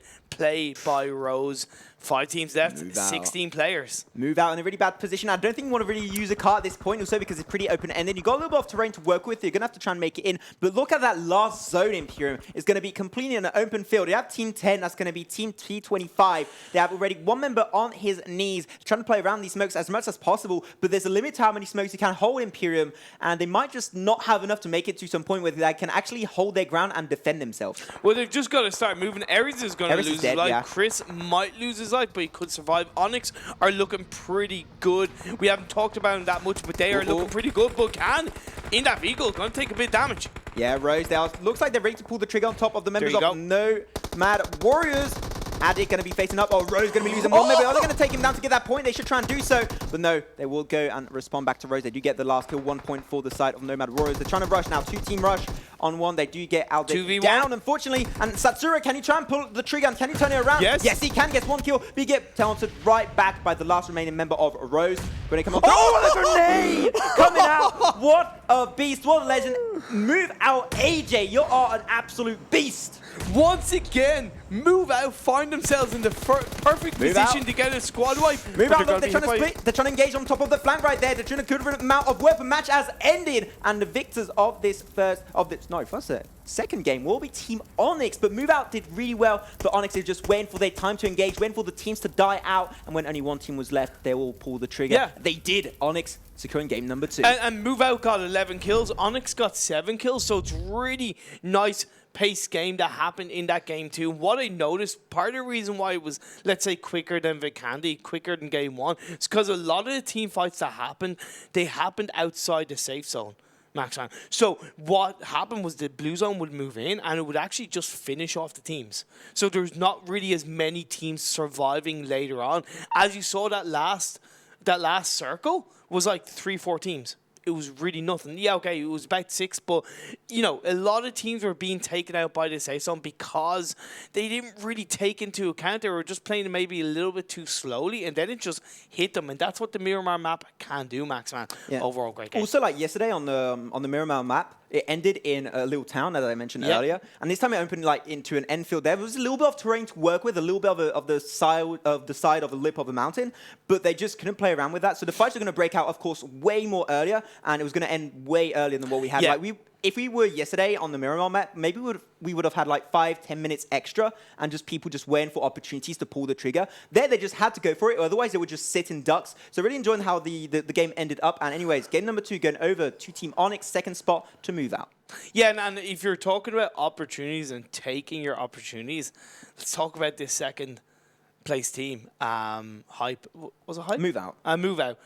They had at least 2 opportunities where literally squads were in front of them that were low on health. They were gatekeeping the zone. And they took full advantage of them. That's what helped get them those high amount of kills. And that's going to lead to a high amount of points in the overall standings. And it's just taking your opportunities and just running with it. But I also want to talk about Nomad Warriors. They put up such a good fight against the likes of Rose, against the likes of RG Star Team. They survived longer than the likes of RG Star Team. They got a couple of knockouts and a couple of blows onto the likes of Rose, but Rose had that man advantage. Look at that. Yeah, that car sweep out coming out from Team Card Dima. We're taken out a few minutes later than that, but they were able to get that look at that. Unfortunately, like, you should just jump out of the car at that point. You should just jump out. Well, no, they did jump out. They jumped out because they were dead. No, they jumped out before they died, honestly. Also, because you're going at that speed, you take damage when you jump out of the moving car. So Exactly. They should have jumped earlier out. Look at that. Yeah, that was really good. Like, that was a perfect flank coming up from Move Out. Yes. They knew that they had some members down. They had to rush because they had the man advantage. Did so, just attacked on the left side and the right side, and they just overwhelmed them with pure power and strength. This is Hype. Our winners looking pretty strong as well. And then this was Gamers of PUBG going up against RG, but not surviving. Yeah, RG started a really, really nice move in that compound. Then he had Kabaro just moving around with the car, but the car just exploding in his very, very face. Very unfortunate move. The car, in like the late game, you might not want to use the cars, except if you want to use the car as defense, which happened later, actually. SMG Club did use that. Look, Move Out. They did a lot of work. They did as much as they could, but Rose just flanked them a little bit. We're going to see the grenade. A little bit quicker, and that grenade did really help finish off Nomad Warriors. Yeah, the grenade got the killing blow on Aldic, and then you see another grenade coming on through. They're pretty low. They're just going to take a little bit of extra damage, and they just get taken down. That was really nice plays coming out from Move Out, but unfortunately there, Vegeta to get the killing blow. 2 members remaining on the side of Move Out. They were trying to pick the fight, but they were just completely overwhelmed by pure pressure, and they just couldn't do much to deal with that Imperium. Yeah, overall, great performance. Hype had that man advantage. They had a lot of health, and Move Out, they took the opportunity when they could, but then when it came down to the end, they were just a little bit low on health, on resources. And yeah, they still, it was a fantastic second place finish coming out from them. They will definitely be proud of that. Yeah, they can be extremely proud. So once again, guys, if you didn't join in the first game that was on Vikendi, the 3 first spots to go over to RG in number 1 place. They did pretty well in the second game of course. still. Then it was SNG Club in 2nd position, and 3rd position was Quad Core. 3 teams that we saw repeatedly in the second game quite a lot, doing a lot of the moves. Yeah. And you guys can see then the standing points. Team Onyx going to be up there with 37 points with 7-point kills for themselves. Really nicely done. Then you have Move Out in their 2nd position that was doing an absolutely awesome game, but then Team Onyx did get them at the end part, just 1 team on 1. Then Rose that was securing that 3rd position. That's what I was talking about. You look at Move Out. Okay, in fairness, they've actually done really well in both placement points and kill points, but it's that kill points I just can't help but highlight because they've got 4 extra kills, 4 more kills than Team Onyx. They're only 4 points behind in the standings. That just puts them closer to taking that top spot. Kills matter. Kills matter so much in these games, and that can be part of the reason why this second game in the Miramar map was also a little bit quicker, because teams were just maybe a little bit more aggressive even outside the play zone. And then you see teams like T25 and everything that have like 0 kills. They've got to try and focus, like play a little bit more aggressive. Definitely. Okay, but anyways, thanks so much, guys, for watching this second game. Once again, thank you very much to our sponsor, Vivo, for sponsoring this tournament, allowing us to bring 2.5 million cash prize dollars to this tournament, the PUBG Mobile Club Open Spring Split. Anyways, thanks for watching. We'll see you in game number 3 on Erangel, where everything started. Okay. Great.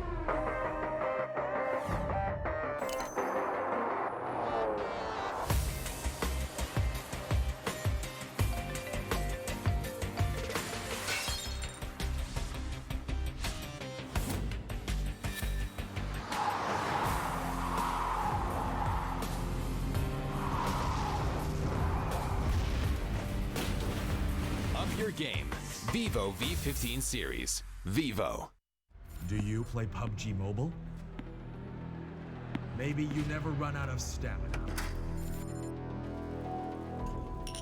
Maybe you're always aware of your surroundings. Maybe you're an amazing cook with the pan.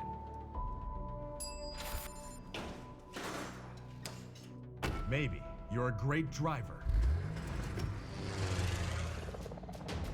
But as soon as you hear the sound of an airplane,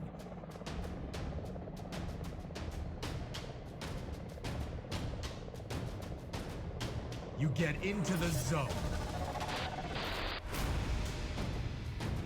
In PUBG Mobile, you all come from different walks in life.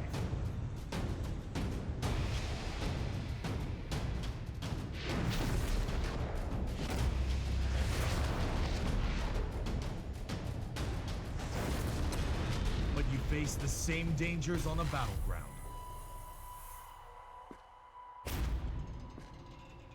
And you become friends. You work together to overcome the obstacles. This is PUBG Mobile. There's a number 1 in all of us. Welcome to the PUBG Mobile first anniversary party.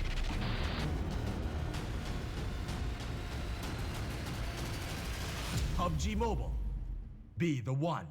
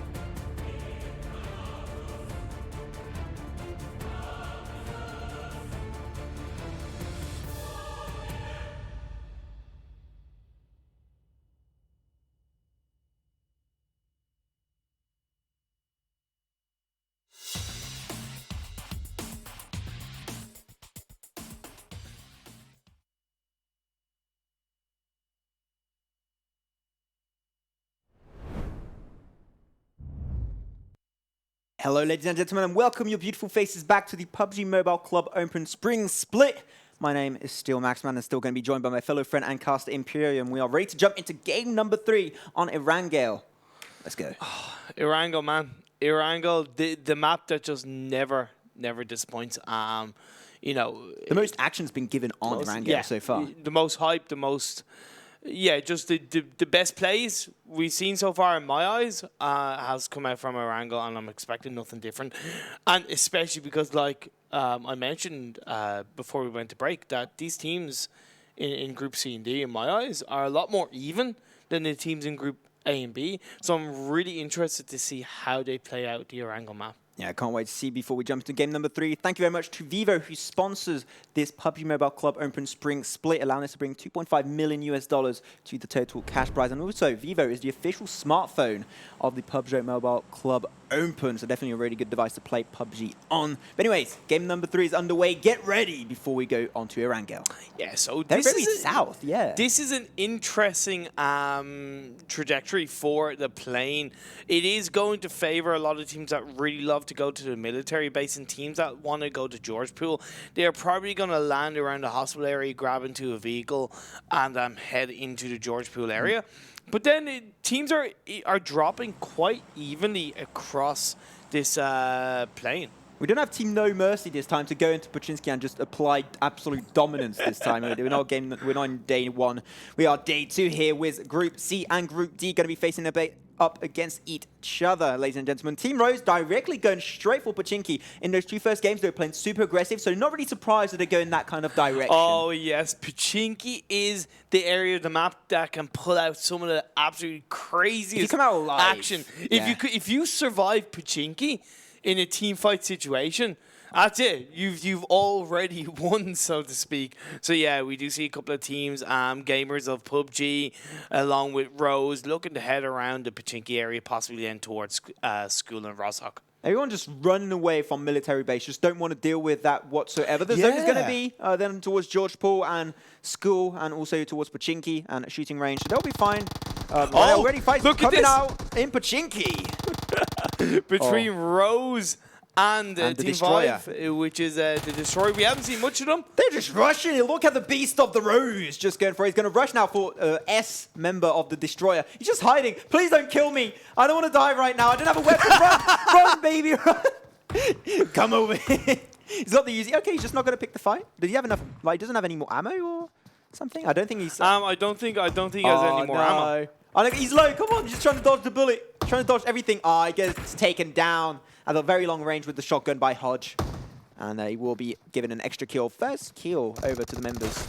And they're trying to get kills back and forth. Oh, that's going to be still the Destroyer losing their members 1 by 1. Impure Rose seeming to be the dominant team in this Pachinki top. And it's a little bit of a shame because, like I just said, we haven't seen much of the Destroyer. Well, we're not going to see much more of Destroyer in this game too. Nice pun, nice pun. Yeah. So yeah, nice start from Rose. It's really what they want. It's in the Pachinki map. They've controlled that area now, and they will have maximum lootage until obviously another team arrives. And then we're in the Novaprene area. You see gamers of PUBG really just having an open space to loot up in those T25 barrels, and yeah, looking pretty good. Yeah, then Shinigami Bolt, they're just going to be in this city on their own, on the coast, like not on the coastline, but like they're around the river, so no one really going to try and attack them from that position, so they're pretty good so far. Towards the school area, that's going to be RG Star just claiming absolute dominance and claiming this positioning for themselves. A lot of loot potential there. That's like one of the most heavy loot positions in Erangel all around with Georgepool, so they're going to have quite a few weapons under their belt to fight with in the near future. Team Onyx just going to be in the military base. No one going to fight them whatsoever. They don't know, I think, that no one's there, but if they knew, they would just like farm it as fast as possible, then just leave and go towards the zone as fast as possible, because if you want to go from military base to where the zone is, you do have that bridge, and if some, like once again, we have team like Move Out just holding the zone as well as they possibly can, so they might try and repeat that process as we had on Miramar in game number 2, in this 3rd game on Erangel. So if they want to start moving, they've got to try and move early, or team might claim dominance on that bridge. Yeah, exactly, and that's something that I definitely want to be careful of. We do look at RG Star. Had two pretty good games to begin with.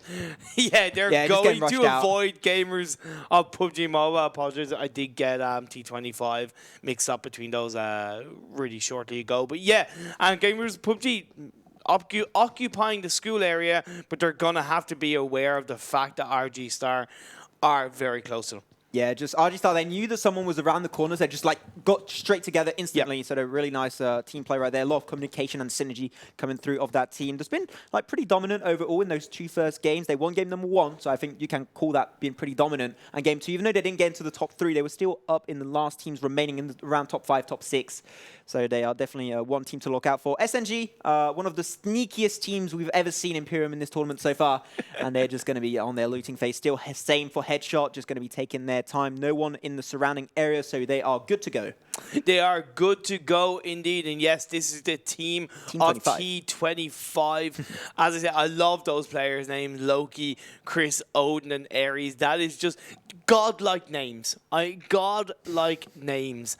And hopefully they live up to that. They've yet to really hit those heights, but hopefully this first Erangel game of day 2 will give them the opportunity. I think Team RG Star just got spotted out.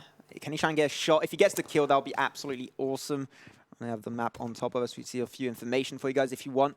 Trying to change car. He's going to try and just going to spray with the AKM. Not really hitting any shots. You're going to be put in a bit of pressure and damage on that car from RG Star, but they're just going to try and take as many cars as possible. We saw that went against some players in Miramar. Exactly. So splitting their cars is a good thing to do. Yeah, of course. I always promote that you want to split, have at least 2 cars split up between the full team. You know, for this movement. Now, what I do find interesting is that they are simply moving to avoid gamers of PUBG, and that does say a little bit about either the lack of loot that they have, Maxfan, or their mentality that they don't necessarily want to go up against gamers of PUBG. Well, they were definitely one of the better teams we saw in the tournament so far. They were doing really well holding those compounds to the ground under their dominance. So I understand if you want to try and avoid them, but after they maybe didn't know it was them either, can't see the names, so just see people and just run away. They're just trying to play it as passive as possible. Yeah. But yeah, so here you're going to have Team 2, Team KG SWAT. They're just going to be holding this hospital area. Just going to try and scout out anyone that's coming from Georgeport if they do need so, because there's a big looting ground. And we did have a few teams that did, only actually know one team that did go over there. There was team with all the god names that's going to be making their way. T25 that's going to be making their way out. And RG Star, just everyone just slowly rush into points of interest. Here you have a quad core back at it again. Just going to try and claim this terrain for themselves. They're just taking their time. Not a lot much. It takes a lot of time for Erangel for action to be put together. Now just teams are just heavily just looting. They still have 56 teams alive. 56 players. 56 players. Oh, sorry, 56 players and 14 teams still up and going. Yeah, one squad was wiped, the destroyer early on in the Pachinki area by Rose. So that's the only real squad wipe we've had. We do see that Team 4 and Team 2, the teams of SNG Club and KG SWAT, quite close to each other. I like the hospital compound coming in favor. Now T25 went on a bit of a boating trip, Sunday boat trip, even though it's Saturday, and are now coming into the grasp of Hype, who did very well in game 2. It's D-Day. They're arriving to try and claim victory, but right now they have Hype that's going to be trying to catch them right there. Loki did get put on his knees, very unfortunately. They just landed, and Chris is going to try and sneak his way in front a little bit. Maybe you want to try and regen your friend in the back there, as we have them a little bit split. There you have the remaining 2 members. Wait. We're arriving, guys. We're arriving. It's cool. We'll try and help out. But now would be a very smart decision for them to split their forces. But Gurkai is very far ahead in those bushes, trying to play it sneaky. Maybe trying to wait for them, for some members of T25 to actually push. From Team Onyx to actually push, and then they could try and fight them in their backs. Look at them. Okay, that's going to be T25. They just get out of the car, trying to use that at some defensive position. Now the zone has moved in. Now it's a question of time before we can actually see who's going to be claiming victory. He didn't kick the grenade. He didn't crook it, so I don't think that grenade is going to get anyone. It might if they're lucky. Right on top of the car. The car's going to normally explode, not going to be doing much right there. They do avoid the damage just in time. I think they scouted that grenade. And now that's going to give the opportunity for Loki and Chris to just move out and play a little bit more safe, as Hype just doesn't want to deal with this whatsoever. But that's good. That's really good, because when we saw on the Vikendi map, or sorry, on the Miramar map, you know, a lot of teams kind of battled in around the blue zone area, and they kind of got squad wiped potentially more heavily because they got hit by the blue zone. So Hype and T25, Hype and T25, both playing very calculated and actually very passive just to make sure they get into the safe zone. I gotta say something. I love what RG Star are doing. They dropped at the south part of the map and they moved right up to the tippity top of the map, to the north section, west to be completely exact. And the zone is just going to the complete advantage because once again, as we saw in Vikendi, if you go on the coastline, no one can attack you from behind. So now they just have to push in as the zone closes up on them. And that's just perfect positioning. So RG Star definitely going to be one of the teams to look out in terms of pure positioning in this game, and pure pressure they can apply. And AWM is going to be here, going to be really good for the mid sections of the game. Yeah, hello, this is Imperium, and I've got fresh delivery for one of you PUBG Mobile teams. That was delivered by courier, freshly ready for one of you guys to collect, but nobody is around to get it right now. We'll see if that will be picked up at some point in this game. Now we do see Team 14, Card Dema, really in a nice area just outside school. They're in the safe zone. They're looting up. They've got that one vehicle. It would be nice to see them split that up into two vehicles. And yes, now KG SWAT. Gimme. Going for the bait, going for this loot, and Team 11 quite close. I'm gonna have to be a little bit careful. Yeah, they won't have time to get on top, I think. Rose, they are finally moving out of Pachinski, as the zone is just going to be on the outskirts of Pachinski when it does close in two vehicles as well. Yeah, in two vehicles. I think they cleared out Pachinski, so there's no one really there. But See, like right now, they do get it. He went for the loot, and he got knocked down. Fantastic play by SGI. Car 98, can he get the kill? Pretty low, but he gets to the safety of the car just in time, but he can still shoot right under those little holes. And can he get it? I'm not too sure. I think he's in a really bad situation. Well, does use the smoke to try and give some extra cover, but it's just not going to be enough. He's going to be going down unless Tima can get there at the split last second, but even I don't think that's going to really happen. And as we see SGI, they do claim one kill, and Team are going to be a little bit too late to try and save his friend. Yeah, that was a great He got the AWM back from him, I believe. Yeah, I think he did. He let him die on purpose, it's mine. But either way, now Shinigami's been put under pressure by KG SWAT. We do see the battle out between the two buildings. Great position by Shinigami. Yeah, 3v4. They do have the upper hand for Shinigami Black. Oh, a little bit of scout. They had the head there. Just not able to really get it. Bullets flying high today, Imperium. They're just going to take their time, and I think it would be a good situation from a KG SWAT to actually try and peel back, as the zone is going to be like forcing onto Shinigami Black, so they should be fine for now, and I think they can just hold their ground. But it seems like they are ready to leave and not ready to pick that skirmish.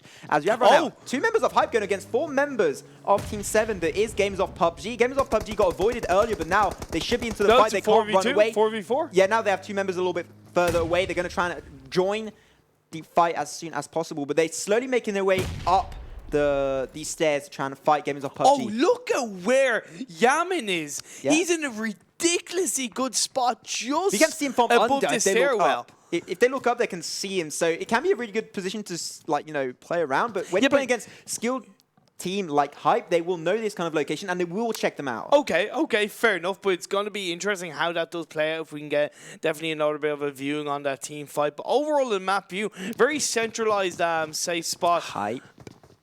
One guy down. They're going to try and res him back up right now to try and put all of the effort they can. Yeah, but look at where Gamers of PUBG are trying to position. They're getting into nooks and crannies. Oh, yes. Look at that grenade. Got cooked up. Oh, he just put down Gurkha YouTube. Good job right there. But now they're just not going to commit on that. I think they should rush it right now. They should go for it. They should commit hard. They go in as a 4-man team. They're rushing for it. Gamers of PUBG pulling the trigger. Do put a few members down on the side of Gamers of Hype. And now Hype on the bottom part, but now look at Nixon, look at this HP is just so low. Take him down, goddammit. Now he's taken away, and they swipe out the side of Team Hype. That took way too long, but that was still the good thing to do if you're on the side of Gamers of PUBG. They pulled the trigger when they had to. They got that knockdown. They were trying to position for covering every nook and cranny of that building if hype moved towards them. But getting that knockdown, boom, that was their play. Oh, that's not the best situation to be in if you're on the side of Nomad Warriors. You have the hero right behind you and you're just in an open field getting harassed by the side. I didn't see what team was harassing them I think it was actually Onyx. Do you think it's Onyx? Yeah, I'm it's not too Onyx. Sure. If it is Onyx, it's not too shabby for them, but I don't think they're really fighting much. They're fighting around the bridge right now, and you're going to have then T25 are just going to be making an absolute run for it. But Odin gets shot into the car, into submission, and he's on the bridge, and he should be open to taking damage, but he just gets a little bit of terrain to save his life. Now we Look see at that, the Chris. mini. Chris, you can't hide from them. The grass isn't unfortunately loaded into the game right now. Milza just has easy shots on Chris, and Chris will be taken down. 2 members down on the side of T25 as they try to make a rush through the bridge. But once again, when you're in the car, it's pretty predictable to shoot. Onyx had a great performance in that last game. They're looking to carry it on into this Erangel map, take out T25, add to their kill. Can you get Chris? Spree. Go for it. Go for it. Go get him. Go get oh, no. Look at that sniper shot coming on through. Oh, that was such a nice play, Loki, with the mini 14 right there. Getting a nice amount of work done. But then RG Star against Move Out, and Move Out, they are moving the hell out of here, boy. Yeah, we do see now. In fairness, Nomad Warriors are looking pretty good. They took out 1 member of SNG in another area of the map, and now RG Star team are looking to take out. Yeah, headshot versus team Karadima going to be playing in those water-infested areas. We'd have someone down, SNG. They're going to take him down. Fine, you got to do that. You got to try and get points. This is a tournament. You don't play fair. You never play fair in tournaments. No, but every man for himself or team for himself. Nomad Warriors do get taken out. Fantastic by Songyeo Green. I think it was either with a grenade or otherwise. And now that final member of Nomad. Yeah, that's one thing. When you take the car, you're extremely slow to start up, and they will be able to take down Nomad Warriors. Nomad Warriors team is going to be swooped out. I think they have one member left. I don't know if that's the full squad wipe, but yeah. No, they do. 16. They have 2 members. They have 2 members left. Well, they My have apologies. half swipe out. Half wipe. It's still 2 kills going over to the side of SNG. So really great play by them. And now, yeah, this river shootout by grenades. RG Star team being put under pressure by Team 2. As we do see, fantastic shot coming out from Beast. Never peek out the window just like that, Vital. You'll be shut down. Now, Tima is going to be one of the last. He's going to be the last member still up and ready to answer back to the engage of RG Star. We will get shut down, and that's going to be one team swooped out once again. Team RG Star team once again getting a squad wipe. I do love the zone. They're just pushing in too. Yeah, they seem to flank around, and we've seen it a couple of times already in these games from these teams. They know how to flank around and to pull the trigger and get that that squad wipe win. Yeah, right now, look at that. They have 2 members on the side of Karadima that's going to be on their knees. Not sure they can actually make it out alive, unfortunately. They might be able to regen just in time, but right now they're going to have another fight move out. They're going to go over the bridge. And you have Onyx. They're holding that bridge for freaking centuries. Why would you try to force that bridge right now? Trying to get to the zone as fast as possible, but Onyx are just in a perfect position to play that gatekeeping position. And RG Star just going to make a rush for it. They luckily lose no one, but Move Out did lose one of their members. Yeah, so that was pretty good by RG Star team, but they've got to be careful. They're far from in the safe zone right now because Onyx is really keeping a hold of them. RG Star, they have the position in enemies, and now anyone that's going to try and force through the bridge, they are the gatekeepers now. Nah, to begin with, no, because RG Star team gets a shot on to move over. They have to move in too. Look, they're rushing in. Going to try and get into the car. They're going to be pushing with 2 cars for themselves. But that means they're also easy shots. And look at that. Onyx, as I said again, gatekeep by RG Star. Under fire, they're going to try and claim this little building for themselves. And Onyx just makes it out. Barely just taking a few shots in their head, but RG Star not hitting all their shots. No, they've got to be really careful now. We do see a Team 14 Karadima are looking to get onto headshot right now. Do you see? He gets the job done. Great play by Eagle Shot. Yeah, headshot going to be using one of the member Med2. And you have one name that I can't pronounce once again of Team Headshot. It's going to be a little bit further away. Can't really give assistance, and that's going to be Headshot losing one of their members. Onyx, they're on the move. They're trying to play around these smokes right now to try and give them a little bit more coverage. Guyton of Team Headshot is in the water, and I don't think no one's going to try and save him. He is in the out of the zone Imperium, so he's going to take that extra bit of tick damage. Eagle Shot able to get the trade-off and shuts down Med2 as he was on the ground, getting an extra point for their side. And look at that explosion right there. Gamers of PUBG losing so many players on their side. Yeah, now Headshot do still have one player remaining in this game. We are in to the near 20-minute mark of this game. 28 players alive, 10 teams left. This is now going to start to get that little bit spicier because teams are getting closer together. This safe zone is getting tighter, and Quad are getting the kills on the card, Dimma. Rose, they're going to try and get the engage on Gamers of PUBG, still with 2 players alive. And trying to split their forces a little bit. Oh, panicking a little bit too low right now, and he will be put on his knees on the tippity top of this mountain in the center of the zone. Rose proving too much for Gamers of PUBG so right now. I love it. Look at that, the grenade does some work on top of Hodge. Does put him down. Can they get the kills though? Maybe you want to try and regen her Rose, but if he does regen, then he's going to get harassed and dived onto. So he's got to try and fight right now. He's going to try and use his first aid. He's still trying to pick a fight as aggressive as he possibly can. They should be out of the zone very soon. Oh, they're just out of the zone, just barely. So that means they can't back out of the fight. Gamers of PUBG have the safe zone. Yeah. They and they also have the high ground. So Rose, really, Rose trying to get the upper hand. No, he will get overwhelmed by Yamin. See you later, and that's going to be their side getting absolutely swooped out. See you later. Yeah. Zone. Rose unfortunately got themselves into a position where they had low ground. They took too much heat. The grenade swooped in by Gamers of PUBG. They lost a few players before too. It was just a little bit too much for them, but they put up a good fight and they took it head on. They didn't try and run away, Max, and that gives a lot of credit from my side over to them. So well played, Rose. But Gamers of PUBG will move on into the top 10 of this game 3 if they can climb up that little bit further with 23 players alive, 9 teams left. The safe zone is getting closer. It seems like it's going to end up in a bit of a kind of a high ground, open-ended area. Modern Nomad Warrior looking to get the job done. Move out. They're going to have an easy shot location on top of Headshot. Last remaining member, I do believe so.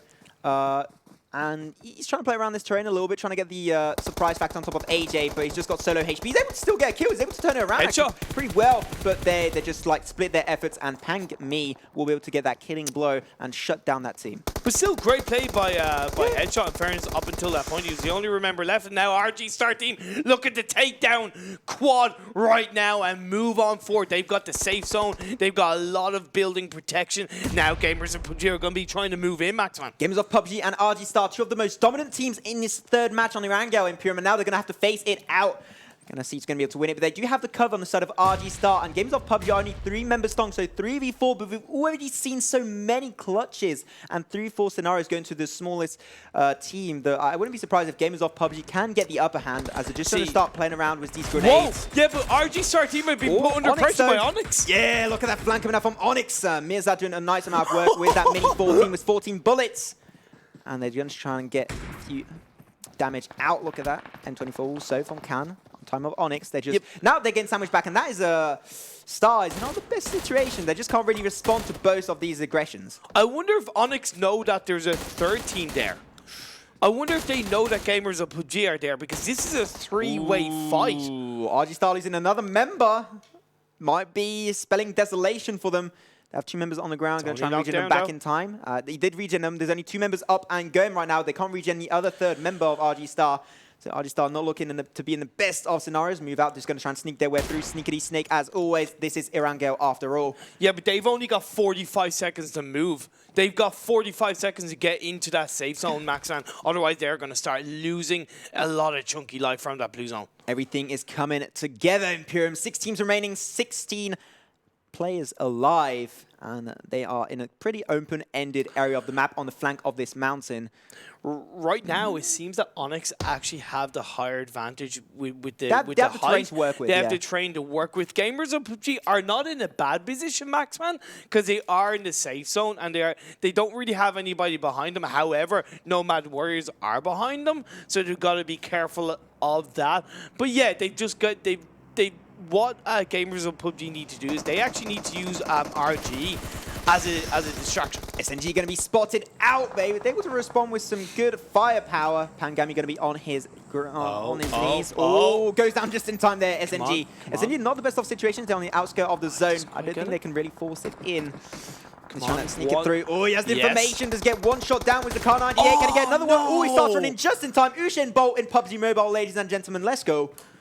He doesn't, but he doesn't know where that shot came from, Maxman. He doesn't He's got know that it people was in a front member and of on Onyx. his right. Like, they're just in the worst of situations. If you're SNG, I think that this might be the end of this story today, Imperium. Grenades flying low.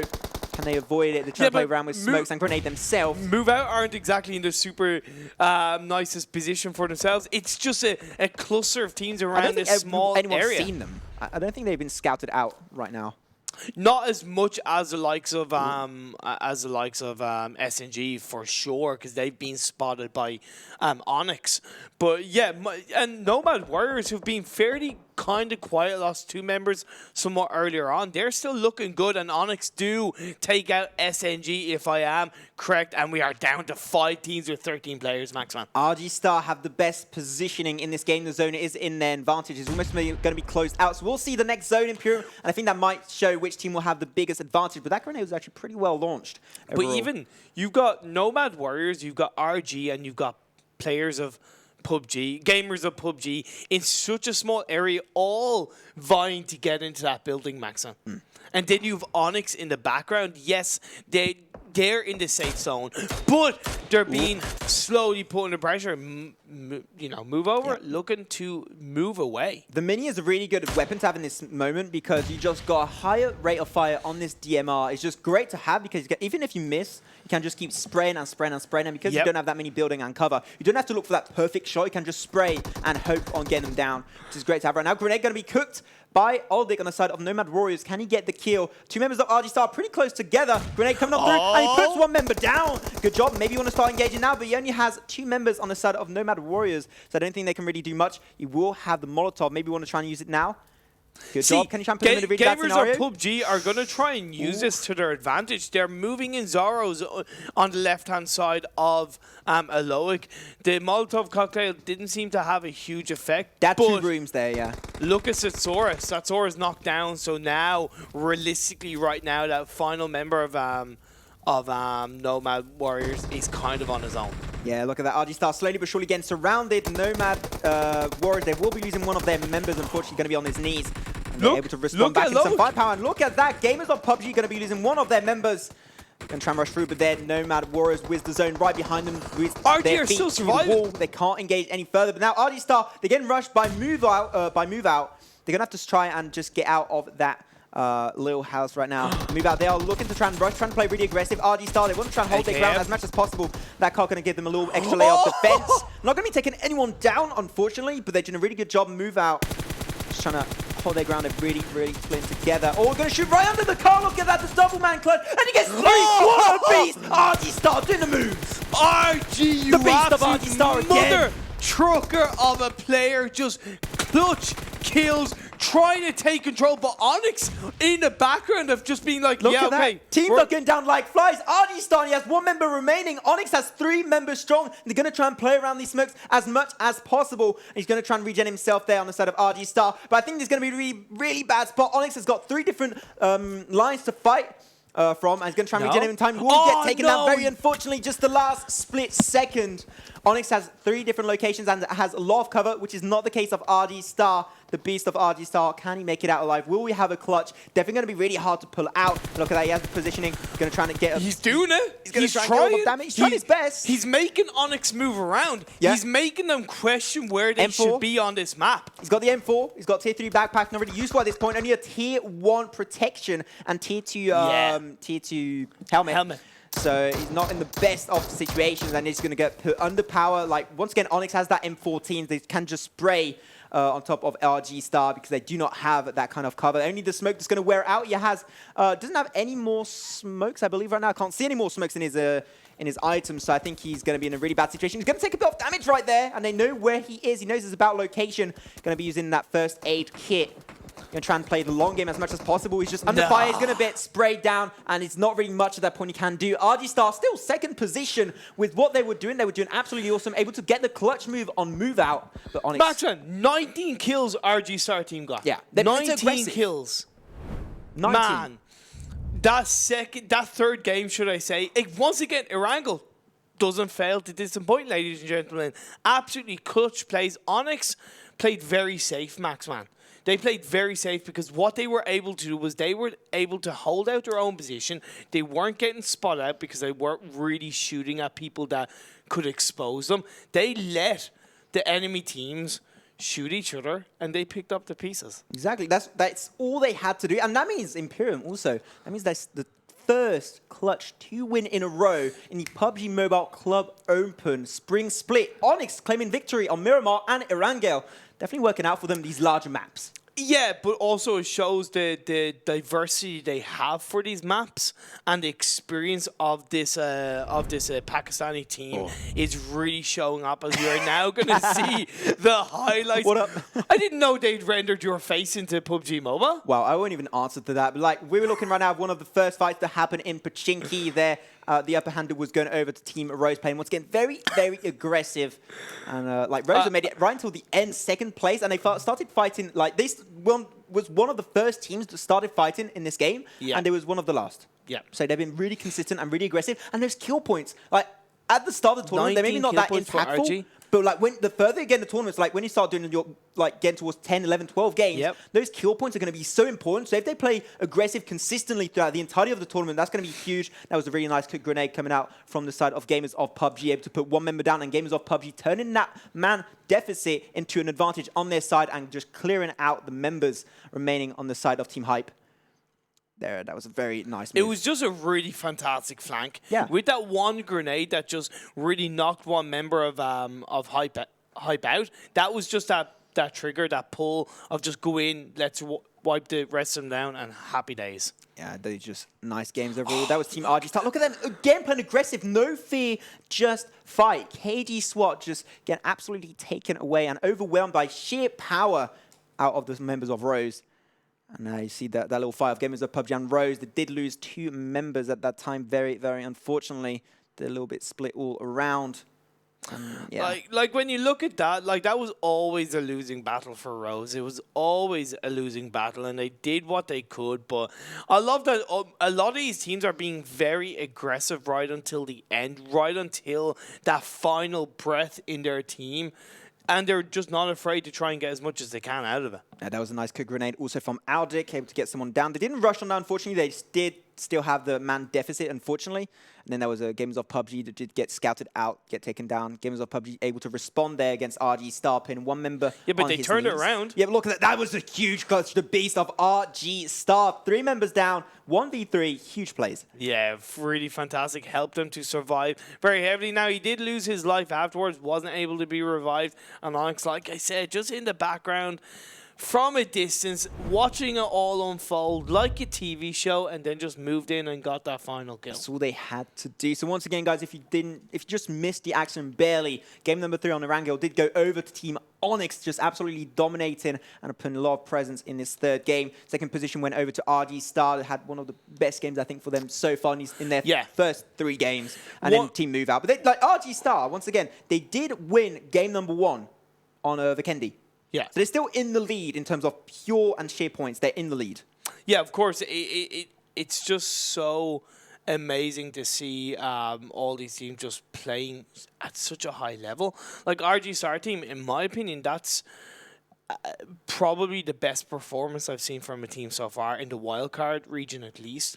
Because yes, looking on yesterday's games, the likes of Nova and other teams stood out very heavily. But like I said, in my opinion, Group C and Group D, the skill and the ability from all the teams is much more even. So to actually stand out like RG have in that game 3 shows how well they played compared to every single other team in this wildcard region. Yeah, just so much nice play, so much action coming to you through the power of Vivo, the official sponsor of the PUBG Mobile Club Open, and they are allowing us to put the cash prize up to $2.5 million. And you can see all these teams are taking extremely seriously, playing to the best of their potential and trying to claim these points as soon as possible. Right now, the standings for this third game was indeed then RG Star team with 41 points. Even though they finished second in the standing in the point standings, with those 19 kills, it put them in top position after that game 3. That's what makes it different now. In Onyx, but look, even RG Star team was second and they got 19 points. Yes, exactly. It's insane. But Team Onyx, in fairness to them, even though in the end they played safe, to get the win. They still got 9 kills throughout the whole game. That's nothing to sniff at. And then obviously gamers of PUBG pulled out a fantastic performance to finish in 3rd and move out, should I say. Respectfully got 4th. Yeah, that was a lot of nice plays. But anyways, that was the first game on Erangel. Our second game will be coming on very through. 4th game of the day will be on Erangel, where everything started. Once again, I was Maxman, joined by Imperium. We'll see you after a very short break. Yeah.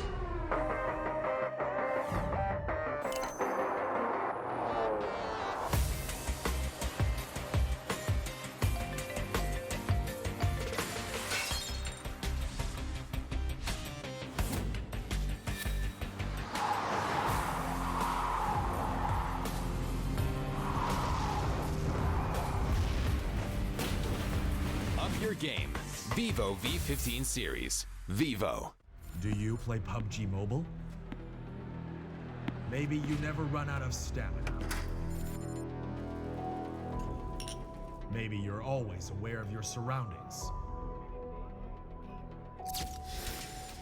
Maybe you're an amazing cook with the pan.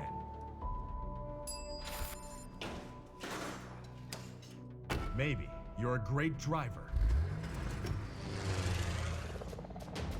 But as soon as you hear the sound of an airplane,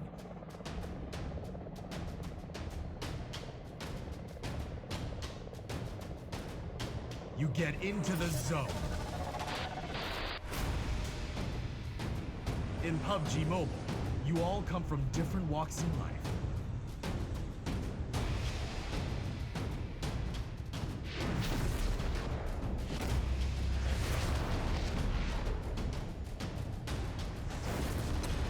But you face the same dangers on the battleground.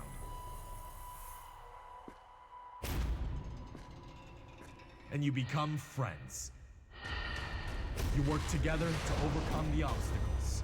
This is PUBG Mobile. There's a number 1 in all of us. Welcome to the PUBG Mobile 1st anniversary party.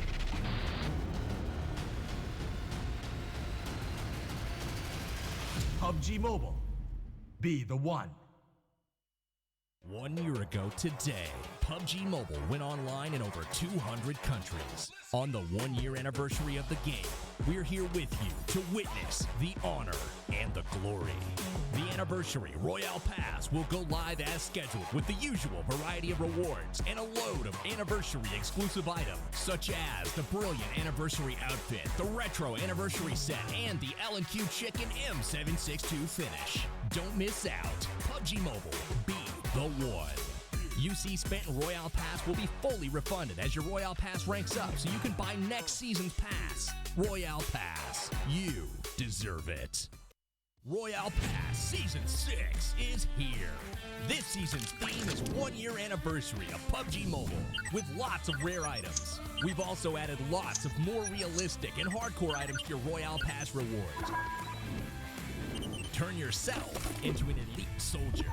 UC spent in Royale Pass will be fully refunded as your Royale Pass ranks up, so you can buy next season's pass. Royale Pass. Ha! Gotcha. Royale Pass. You deserve it. Hi. Hey, buddy. Yo, Mike, are you ready? Wait. Should I go with the UMP9 or UC? Sun's out, guns out. Gear up for summer.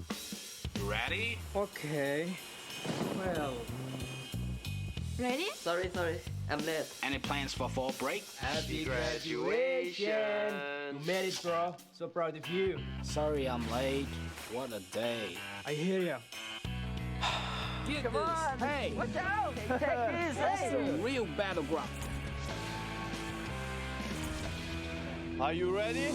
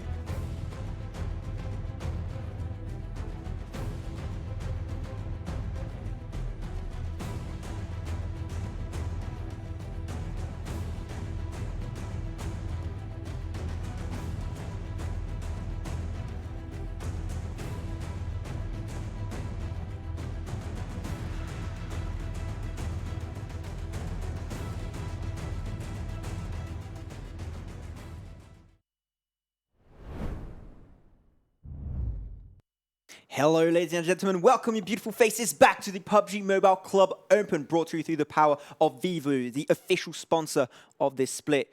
My name is still Max, and I'm going to be joined by my fellow friend and caster Imperium for game number 4, once again on Erangel, where everything started. Yeah, we've had 3 fantastic games Three so insane far. games. In Vikendi, in Miramar, and of course the last game in Erangel, and we're going right back at it in Erangel.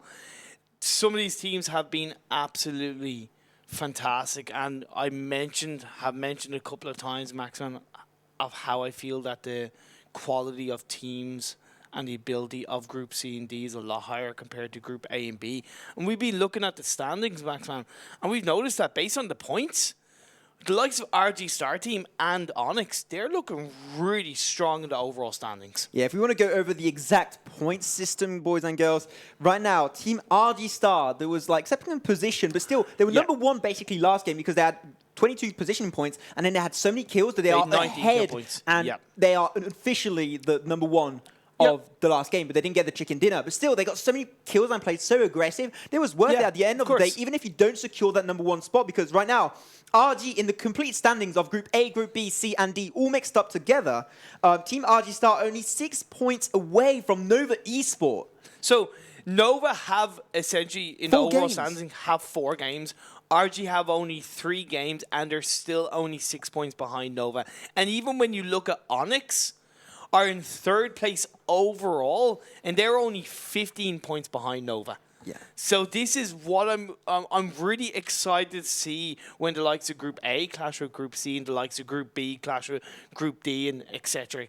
later on in the coming days and weeks. So it's really exciting. But of course, that's then. This is now. We've got this last game. We've got Erangel. We've got these teams ready and lighting up to face on this last game of the day. They want to end on a positive note, Max, and they want to really turn the tables and turn it around so that they can go into tomorrow's games and go, yeah, okay, we're still in this. We told you, ladies and gentlemen, the action is on Erangel, and so far it hasn't really disappointed us. We just got everything we wanted. And I want to talk a bit about like the teams that are, let's say, lower down, because sometimes it's easy to focus on the top teams, on the likes of RG Star, when you pull out clutch plays like RG Star did. But we've seen some great plays from the likes of Headshot, from the likes of Rose, from the likes of Shinigami Black. They're lying between the 8th, 9th, and 12th, 13th position. So they have really a lot that they can improve on, right?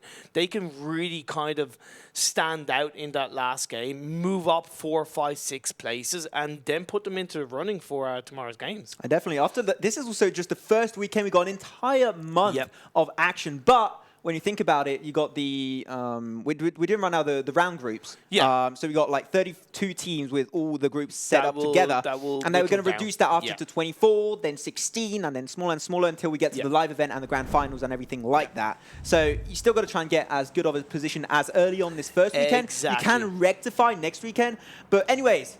Enough talking for both of us, ladies and gentlemen. What do you mean enough talking for both of us? We have to cast it.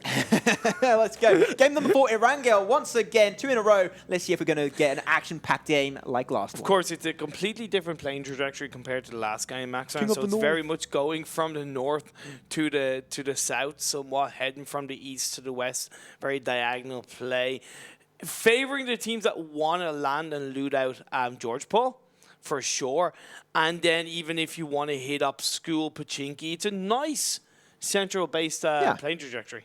Is Rose going to go and repeat what they did last game and go for Pachinki again? I think so, yeah. They already dropped. That's Rose going to be going right away for one of the most active zones in the early stages of this game.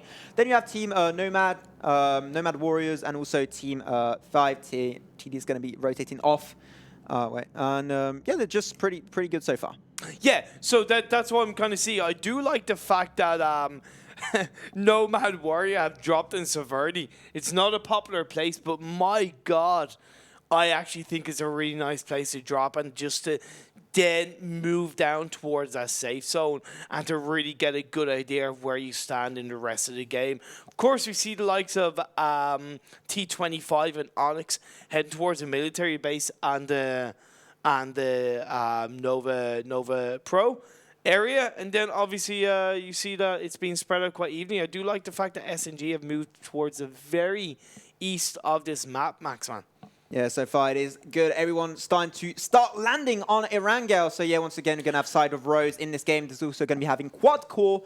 So a little early on, there was a different team. I don't remember who it was exactly, but another face out is going to happen. Rose dominated last game. Will they be able to repeat it? It was the Destroyer that they took out. Oh, the Destroyer got destroyed, now, true. Yeah. Quad, like I mentioned, Quad is one of those teams that right now are lying 7th overall. A lot of potential to gain higher up in the position. So I don't think they're going to want to face this early team fight against a team like Rose, who have also looked good. And Rose are actually a little bit below Quad Core in 10th overall, Maxman. So yeah, they're going to want to play it safe, loot up where they can. If they sniff any kind of action from Rose, I think they'll be out of there. Yeah, you don't want to fight with Rose early on. They absolutely dominated throughout game number 3. Once again, not once again, but like if you guys want to see all the standings, all the points where the teams are at right now, you can go check out clubopen.pubgmobile.com. Once again, that's going to be clubopen.pubgmobile.com, and you'll be able to see all the points standing, which team, which players, or whatever you want to get information on. You can go check it out right there on that link, so please go and check it out if you want to stay informed on whatever's going on in the PUBG Mobile Club Open scene, Imperium. Yeah, for sure, and we are into this last game. As I said, Rose and Quad. Now, Rose are actually spread out quite a bit, Max, man. They're not quite close to each other, so in one sense, Quad, if they had any idea of where Rose are, they could take advantage of that, but obviously I think they're focusing on their own game right now. Yeah, you have two different playstyles. Quad playing extremely close-centered and not really willing to give up too much zone area away to the side of Rose. Rose just playing away. I think they don't even have any information on the side of the fact that Quad Core is in Pachinki, so they're just going to play it pretty passive without knowing what's really going on. Then going to have on George Pool, Team 2, that's going to be Team KG SWAT, just going to be trying to get as much as possible. Once again, George Pool, high loot focused area, so a really good area to start the game on Erangel. Yeah, Team 2 KG SWAT, they're only in 11th overall, Max, and they've only got 5 points on the board over the 3 games, so they're going to want to have a much more impressive game. They are close by to that one member of T25, a lone wolf you could call him, Maxman, just trying to get up that little bit of loot, and then he'll join the rest of his team just outside the vicinity. Look at T25 right there, the 10th team. They're just just got a huge front, and they just advanced like a huge army, trying to apply pressure and trying to catch everyone that falls in their net. So I really enjoyed that playstyle after they're doing it in an open area, and unfortunately no one's in front of them, so it feels bad, man. But yeah. Team 12, RG, they're doing the thing of camping near the bridge because they know that anybody that has landed near a military base, there's a huge chance that they're going to go across that bridge. And even if anybody like we see SGI Team 11, they're near them and they're going to have to move up on that road. If by vehicle, most likely they'll move up by that road up into the safe zone. That could be a chance for RG, the winners and the group leaders, to get another couple of squad kills. Yeah, Shinigami Black, they're going to be in this small compound. Once again, still going to loot. Still 15 teams alive, 57 players still up and going. And Quad and Rose are slowly but surely going to start clashing against each other. Rose, they have 2 members pretty deep already, trying to play aggressive early on, but they are surrounded. Quad Core now, they do have the information, and if they can try and fight them early on like this and trying to split their efforts, they could probably get the upper hand on Quad. Yeah, but I worry that all Rose are going to have to do is throw in a couple of grenades, Max. Exactly, yeah. Because they're all huge grenades. They've been so impactful in these games we've seen, and that's all. So if I were a Quad, I would actually try to split up into 2 pairs of 2 and compound the house beside that. They might take a little bit of damage in the process, but I think that'd be a much safer thing to do because we see that's exactly what Rose are doing. Knocked Fat Man down to half health. Yeah, Fat Man, be careful there. Oh, actually, he's got an angle coming out from Hodge on the side of Team Rose. Going to be able to put him down. Now that they got the effort, they should probably try and rush him right now. There'll be a prime opportunity, but Hodge getting a little bit too cocky when a little bit too deep grenade comes on through, and they do get him down. And that's a 3-on-3 effort, Imperium. But they can still raise someone up. That was actually a kill. Yeah, but can they turn it to a 3v3? Because they did have someone that was knocked. And, no, it's still essentially 4v3, although that one member Quad has to be revived for sure. Oh, we do see now that one member Rose is going in, trying to get that flank around. Going to get in hot, going to try and get the upper hand. He does have the angle through that window. window, but can't get the killing blow, unfortunately. They're trying to rush out of the house. No! Again, out of the protection of that house. What are you doing, Quad Core? And Quad Core going to be swooped out the surface of the Earth Imperium. Yeah, Quad gets squad wiped by Rose. Rose, once again, flanking around so beautifully. Yes, they lost one man in the process, but they flanked around. So what Quad were in a situation was they didn't know where Rose were coming from. Perfectly executed by Rose. They did it in the last game to T25, although in different circumstances. They're doing it again. They own Pachinki. Yeah, that was a little bit of a weird play, I believe. It was. Why would you rush out Quad Core when you already have the protection? I think they should have also gone to like the first story of the building, and it would have been more safe. Because Team Rose, they did split, and they had information about that, but they stayed at the first floor, and that means that they could get attacked from multiple areas, from windows and everything. Going up there, they can only get past, or through like other buildings and just jumping over, which you would see pretty easily, or they go through the staircase, and that's just a one-way area that the enemy team can get through, and it's just really an easy way to just canalize all of your efforts in one small area, which they didn't do. So Quad Core got taken out very unfortunately, and that was a very unfortunate mistake on the bike right there. Bikes are not very steady, maybe not the best way to circulate in Erangel that has a lot of terrain. You can give it a try. Yeah, exactly, and now we do see that, see, Nomad Warriors, they were in Erangel. That's where they, they were in at the very top shooting range of that map, the shooting range, and they're just moving down. They're on their own. All they have to do is just loot up, move down, and hopefully take advantage of that by taking a couple of kills. Now, Team 10, T25 looking pretty good so far, and then KG Star looking also. KG SWAT, my apologies, also moving into the safe zone quite deeply, but they possibly will come up against Kardima. Games of PUBG going to be running on through. Still 0 kills for them. 14 teams all around. One team squad wipeout that was Quad Core. So still, we had one fight, but just not too much going on all together. RD Star, they're moving on through in this huge area. Ooh! Going to try and bump on through with the members of Star. And I really able to pick anyone. Hype going to try and fight early on as much as possible as the zone is closing up once again. Really high up north. Look at this. Headshot, and also Nomad Warriors in a really good position right now. Going to try and shoot through the window of this car. Hype did a good amount of work. They do knock someone down actually, I believe. But be careful of those hail. Hay bales? Hay bales. Hell bays? Hell bale, I don't know how to say it. It's cool, it's cool, They come from France, okay, I'm allowed. Okay, that's cool, that's cool. I'll let you away with it. But, yeah, great play by Hype, but I did fear that they could have got into a bit of trouble because all 4 of their members were in one vehicle, Maxman. And that's I'm still on that. You're still focused on that. And now we go. do see a loot drop is landing just outside that bridge, and this could be the Destroyer's chance to get a nice little bit of spicy loot. Damn it, an AWM. Always nice to see that kind of weapon in the loot crate for the early game. No one's really around to try and deny the possession of the Destroyer. They can go for it. Also, the Destroyer was one of the first teams to get wiped out in game number 3, so we're going to have to wait and see what they can offer in terms of gameplay and strat in the late sessions of the game. Yeah, they're 15th overall Destroyers are. They've only got 1 point in the Hype standings they're just roaming around. And now look at Hype. They're looking for that member. Locked and looted. Yogin going to be chased down. This is more like Mad Max than anything else. He's going to try and catch them off guard. He's taking a lot of damage. He's going to jump out of the car, out of the vehicle, and he's able to run out and outrun the team. Hype. He's just trying to win as much time as possible. Why are you getting out? He's trying to stand his ground. Wait! Oh! What the hell? No! He went up and he got killed. That was huge. That would have been insane if he would have been able to turn it around. But Hype just going to be able to overwhelm them with sheer power and the car, which is a lot. sheer power and sheer the car. Horsepower. Sheer horsepower. Yes. Let's go. Okay. I'll let you that. Nice. Now we do see a fight happening. You said Destroyer were on their own. They're being put under a lot of pressure by KG SWAT. Again, taken head on by KG SWAT right there. Can really fight them out. They were swooped out pretty early on game number 3. Can they fight back this time around? You're going to try and jump on through, but they didn't like the side of Quad Core, but it's not paying off for them. You're losing most of your protection. You just have to play it passive for as long as possible. Now, they are losing a few of their members. 3 members down. S going to be the last member alive on the side of the Destroyer. SWAT, how are they doing so far? I think they only have like 1 person up. It's going to be a 1v1 of SWAT versus the Destroyer. Who's going to be having the upper hand? It will be the Destroyer. Sorry, the Destroyer. So they will be able to claim back their game. They made it up for what happened in game number 3 and swipe out. It's taken them 3 games, but now they're hitting where they want to be for it now, Maxman.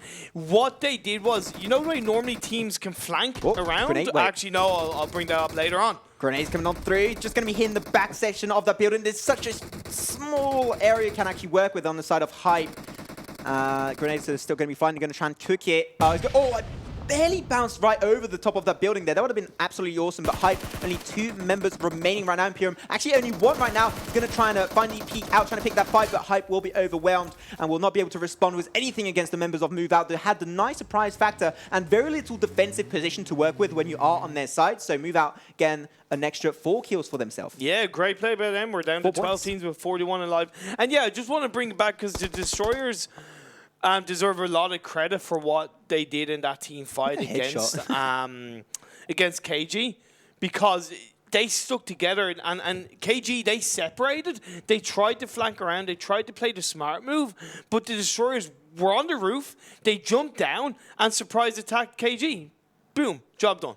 Look at that. I can see dead center, team headshot right in the center of the next zone with the coastline. So once again, only 180-degree action you have to take care of, so you can commit a little bit more to those kind of areas. Team Onyx, once again, going to do a repeat of what we had in game number 3. Going to be the Guardians of the Bridge. You shall not pass. Guardians of the Galaxy. Guardians of Erangel. Erangel is in the galaxy, right? True, yeah, okay, so that, that works. Thank you very much. So we do see these sniper shots between Team 4, and I didn't quite catch what other team was in that little bit of a skirmish between those 2 teams, but either way, I like to see the fact that that Sing Club or SNG Club are looking to just make an impact. And now gamers of PUBG moving out, looking to move into a safe zone. Rose are going to come across the Destroyer. Oh, pretty predictable when you are in those cars. But they will not be able to take out anyone, unfortunately. But they do have now a little bit of juicy information on Destroyer, at least on what position they're going towards. And it seems like the Destroyer are not ready to really go. Look but at they're on the move. They are chasing him down. Vehicles. Wait, can they go for it? No, they're not chasing. Okay, they're just going to be leaving that and going to the zone. They don't want to be like outdone by the zone, because they're trying to set position right now. Really smart move from Destroyer, just in case they'll get answered back. But right now we have another engage coming on. Shinagami Bulk on the move once again. Like cars everywhere right now, Imperium.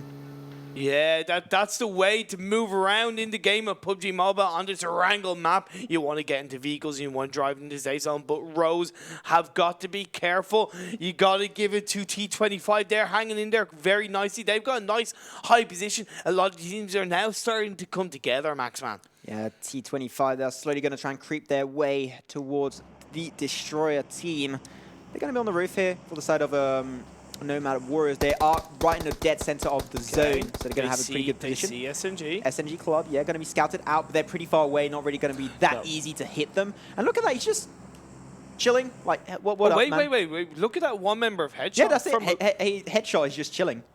He's taking their time. Max and relaxing. He's got a weapon too. He's not as if he's AFK. He's got his stuff. He was moving around a little bit, and he's just going to try and wait until like maybe the fights are finished, and people are going to be like, where is he? And then just peeks out and gets everyone. Boom. Yeah, but the one issue is that's not going to give them a high level of kill. Yeah, exactly. That's the only fear. Now we do see the Onyx Wolf is going on to Nomad Warriors. We can bring it over. Yes, Onyx and Nomad Warriors looking to come across. SNG, you're going to be sandwiched up, my good friend. I think you're not in the best of position. But they're going to still try and pick that fight against Nomad Warriors because there are people in front and behind. Oh no, sorry, not them. I mean, Nomad Warriors in a bad spot, not SNG. SNG on the coastline. Nomad Warriors were not in a bad spot. They just took out, I believe, Onyx as a full-man squad right there. They've spent the whole of this game right in the top of the map, no issues, no troubles, looting up. They got into this nice compound position. Onyx went in, tried to battle them out, and they lost it. Great play by Nomad Warriors. They're just one member down, but they've still got 3 in a healthy position, Maxman. Yeah, my camera was messing a little bit with my head, but look at that Savage of Team Headshot. He's just sticking there. Yeah, he has like 4 members of a team at KD, Team Cardima, that are just in front of him. He can't really overwhelm them. Maybe he can just like get picks one by one if he wants to, but he's just going to wait until the later part of the game. And he's also probably just going to wait for Team Cardima to like move in. Ran out the Destroyer. He was the one that was able to clear up the move earlier. But he will unfortunately get taken down. Very unfortunate for his team. The Destroyer almost on the verge of death. 11 teams remaining, 35 players alive. And slowly but surely, we are 60 minutes into the game, and we'll probably end in the next few minutes. Definitely, Nomad Warriors now moving out because they realize they're not in this safe zone. Maxon, you do see T25. They're looking pretty healthy on their own side, but they've got to be careful. They are taking down Chris. Chris is looking down. They scout out Team Destroyer, and that's going to be Team Destroyer taken off the surface of the Earth Imperium. Thanos snap, and they're deleted.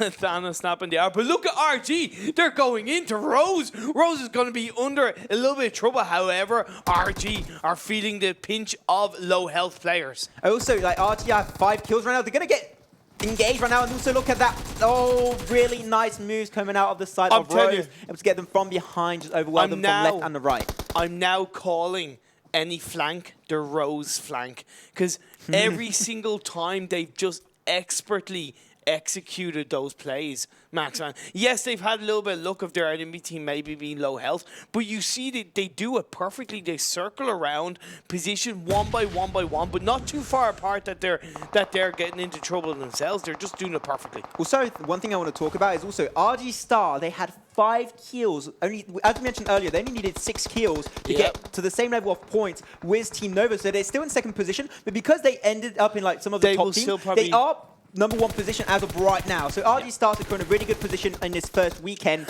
even though they did go down. The Gamers of PUBG, they're going to do a nice little team wipeout, taking down Wolf in the process. And also, Onyx got wiped out by Nomad Warriors. They have not had a good game, Maxon. Yeah.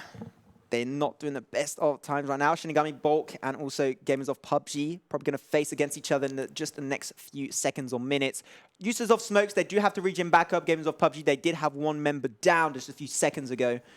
And then SNG once again trying to play the sneaky game as always. Not really surprising there. I think that like they're the definition of being sneaky. Yeah, pretty much. They're just solid snakes. They've been inspired by Metal Gear Solid throughout the years, and yeah, they're just going to be moving across as we do see that Gamers of PUBG have 1 member is knocked down, but they still have overall generated that 4-man squad. But they've got Team 11 close near them. Shinigami looking to take them out. It's raining grenades. Hallelujah. Going to see then Team Shinigami Bulk. They're going to try and really pressurize Gamers of PUBG. They can't really go up. But look at that zone where it's at right now. A lot of people out of the current zone. Team 14, Team 4 are going to be the only 2 teams actually that are in the zone. So they're going to be able to like play the gatekeepers. SNG, perfect position. They don't have to move a muscle. Just like in game 1. Yeah, they don't have to move a muscle. Brilliant. A little bit of luck. Well, is it brilliant or lucky? Yeah, that's little bit of luck. No, I said a little bit of luck, but brilliant for them. The god of the zone is on their side, yeah. Yeah. Yes, we do see now Gamers of PUBG have moved safely into the safe zone, just about, so it's going to be playing good for them. But they've got low ground, they've not got high ground, and if you look at Shinigami Gaming, they've got high ground. If Shinigami spot them out, that could spell a lot of trouble for Gamers of PUBG. This is just about the same kind of zone we had in game number 3 Imperium. Like, you have a flank, you have a road, you have a lot of terrain, grass, trees, and rocks to work with. So pretty decent, like just a repeat of what we had in game number 3. But right now we're gonna have Nomad Warrior just sneak it up on SNG. Yeah, just alone there. Just that 1 member of SNG in the No one showed up to my birthday. Like, yeah, it's like, oh no, like, lonely. I have no friends. You know, I'm so lonely. That's a feels bad man moment. So yeah, so we're now going to start to see this action heating up between Shinigami Gaming and Kardima. Where's actually that 1 member of Headshot? Did he die? I don't know. Actually, we must try and find out. Let's see. Of course, we don't have access to cameras, so we can't see what is happening. But Gamers of PUBG moving across. Yeah, and they also leave in panic behind. We don't want to see you whatsoever. Oh, SNG Bulk able to answer back. Wait, he gets 1 Can he get another one? There will be a huge move right there. I can't see we unfortunately paneled over, but like SNG did a really nice amount of work. And he actually did not get the upper hand. He does get taken down. An extra kill going the way of Gamers of PUBG. Unfortunately, that snake route didn't pan out too well, but now where the smokes are coming out, there's a lot of action in this central area, Maxman. When you are on the side of Shinigami Bulk, you're not in the best of scenarios. You're a little bit surrounded on 2 flanks, the tippity top of the mountain and your left side of the mountain. Look at move out. They've got high ground. They've got a nice little bit of protection. They've got T25 around them, but they've got smokes thrown out. They're really zoning. They're zoning around this area very effectively. Looks like a Post Malone concert. But they've got to move into the safe zone, Maxman. Otherwise, they're going to get taken down very heavily. As T25, Odin gets knocked out. Odin gets owned, if I may say so. Odin gets owned. Having a bad time. Their Ares moving a little bit too slow. The zone is doing some real damage, my friend. You might want to start and get a little bit faster right now. Damn, look at the damage on their Ares. You went a little bit too slow, and there was Shinigami Borg able to pick up the pieces of the remaining members of T25. Chris still up and ready to go, ready to fight. Just going to shoot randomly. You do not have that many bullets too, was that Scar Ale. You might want to hold up to those a little bit longer. Still going to try and answer back and forth. Still, Move Out just owning this top of this mountain for themselves, and they're able to get a nice shutdown on top of Chris. T25 getting shut down and swooped out. Great play by great kill onto Chris. My apologies, but yeah, Shinigami Gaming. Look at that. Team 14, Cardima. We haven't seen them a lot in the last few seconds, but they are just having one of the most perfect locations to defend from. Rose, though, they are on the back section of this zone. And ready to answer back. Look at Rose, they're just getting taken out one by one. They're going to have maybe a second member. They only have a tree to work with. One of their members also going to be trying to stay low in that grass. They do explode the car just in case. But Rose, what? They were trying to pull the trigger, but they got shot right back in their very faces. Yeah, Shinigami Gaming now looking to move down to join Cardima, to join the likes of Gamers of PUBG, to join the rest of Rose, and look at Move Out from the left-hand side. This is going to be 16, 17 players live in this short area. 6 teams remaining in this one last zone. Imperium, 17 players still alive. I'm still alive. They're slowly but surely getting taken out one by one.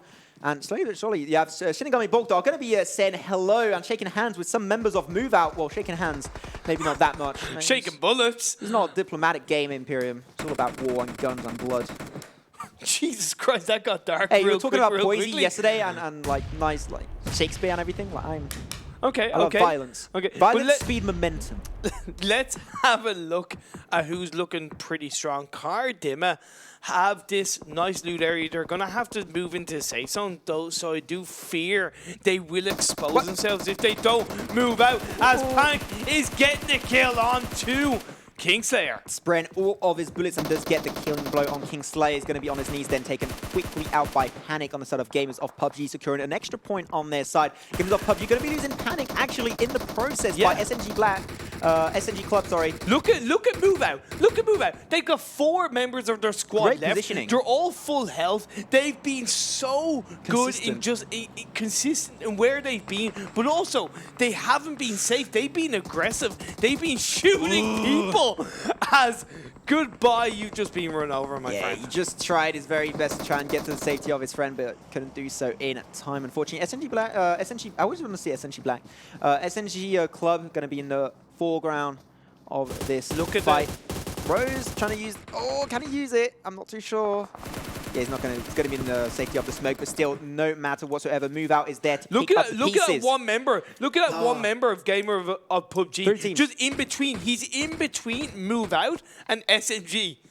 Like, look at that. He's like, I'm done if I go anywhere.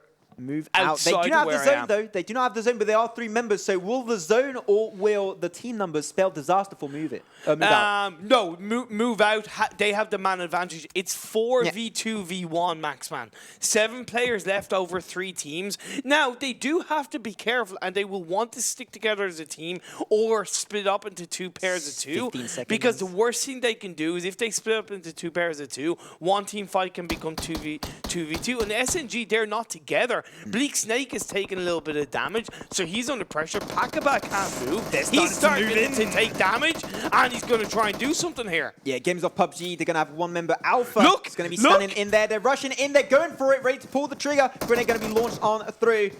Is that a smoke? I'm not even sure what it was. He's dead. He's going to get overwhelmed by pressure. I don't feel it for you, my friend. Guess one member down. Can he get killed? He does get killed, though. And that's going to give an opportunity for Kaba. There's actually in the background of SNG to respond with heavy fire power, and they're just not enough to be able to go down. They put 1 member down on their feet. SNG have 2 members remaining. 2v3. Can they pull off the clutch? They can, and this is actually Move Out's fault. They should have ignored that final member of Gamer PUBG. They should have completely ignored the match because that has actually put Move Out under a lot of pressure. They're going to flank around where Move Out are. They're going to be able to revive. Come on, he didn't cook the grenade. Unfortunately, he's going to miss the grenade out of the window just barely. Another grenade is going to be cooked up for themselves. 2 members members of SNG Black. Come on. Can they pull off the comeback? Can they pull off the insane move? Grenades come in the middle, and they do end it on an epic comeback.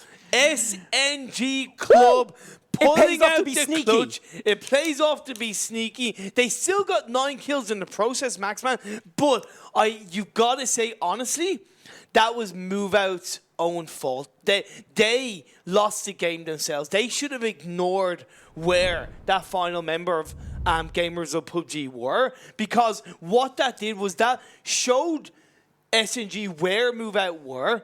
They took a lot of damage from that final member of Gamer of PUBG, and it also meant that they could run nowhere from that hut, and it became a turnaround cat and mouse fight for SNG just to take down Move Out. It's like So, yeah. SNG Club and Gamers of PUBG just shake hands, say, okay, we'll take out They Move joined Out an alliance together. Yeah, just temporarily until the next game. But so as much as like Move Out played such a good game for all of it. For all of that last game, they were clever. They positioned fantastically. They were aggressive in their own rights. But that final 2 minutes, whoever was the decision maker for their team, I really feel you made the bad call there, guys. But that happens. They still finished second. They still got a lot of kills. And also, let's not forget that Gamers of PUBG, with that one final member, they finished in the top 3. Yeah, they've been doing absolutely awesome in that game, Gamers of PUBG. That's going to be their first top 3. Yeah, it's going to be their first top 3 in the 4 games you actually had today, ladies and gentlemen. We're going to have a little bit of a replay, as you guys can see on screen. So that means today, SNG Club, #1 spot. They did secure the 2nd spot in game #1 on Vikendi. So definitely in the higher end of today's matchup in the C and D groups of the PUBG Mobile Club Open. And what is interesting as we do look through the highlights, as we look at the overall standing from Game 3 of Group C and D kind of thing, is that SNG Club and Move Out were kind of in 4th and 6th position respectfully. With those 1st and 2nd, that can potentially move them. Actually, Gamers of PUBG were 3rd. So you have 3rd place, that was the team that were in 3rd finished 3rd in that game. The team that were in 4th finished 2nd, and the team that were in 6th finished 1st. So that will potentially put them very evenly close together after the end of today's games. Yeah, like it is already the end, so I can't wait to see what are the standing points right now in Pyramid. Like over A, B, C, and D group altogether. I think that like we have people, like, a lot of people on the C and D groups going to be high up in these positions, and we already like 100% confirmed that SG Star Team is indeed over and over the woods. RG.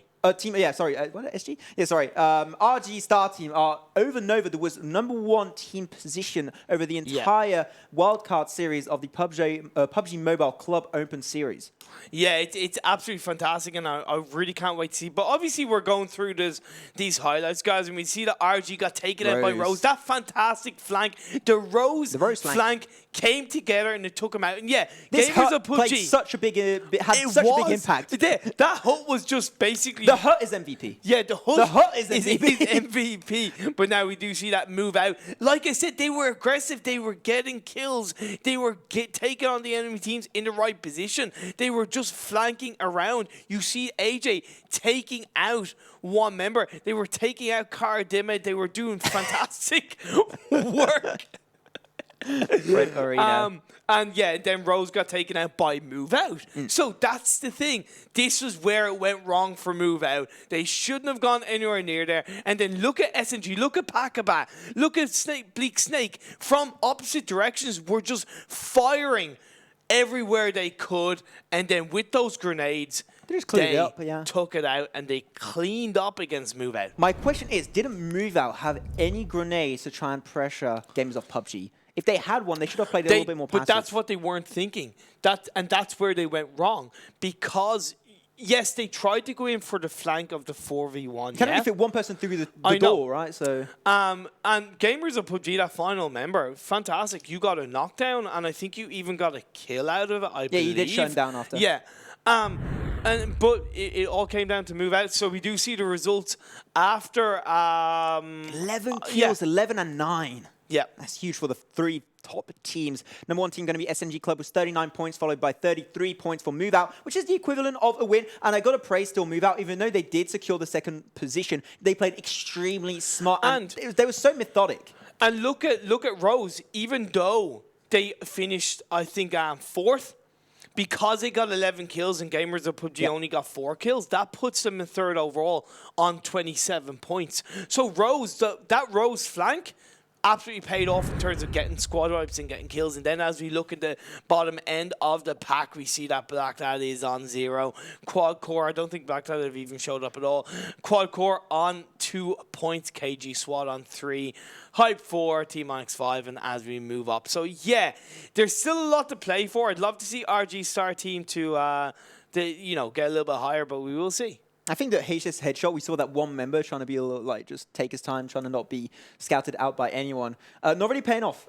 Get 11th place. You want to try and fight as much as possible. Like, you can't just try and get position points, because at the end of the day, it will not be enough, and you will not be able to get picked for the semifinals or finals whatsoever. Exactly. So it's absolutely the 4 games that we had today. Is it just me, or they just flew by? They didn't feel so too passive. Because everyone's playing so aggressive. Yeah, they were so aggressive because, like I said already, the 2 groups, C and D, are much more evenly matched in my eyes. So they're not afraid to be aggressive. They seem to come from very aggressive backgrounds, and they just want to fight, and they want to take control of these games. But yeah, a lot of teams to look out. Anyways, for today's games, because we have only 2 streams back. Like we had yesterday, Friday. We had awesome games that came out with Team Nova coming out on top in the standings. Then today's game, just absolutely so much action. Just can't wait to go on day number 3 tomorrow on Sunday. We're going to have Group A versus Group C, ladies and gentlemen.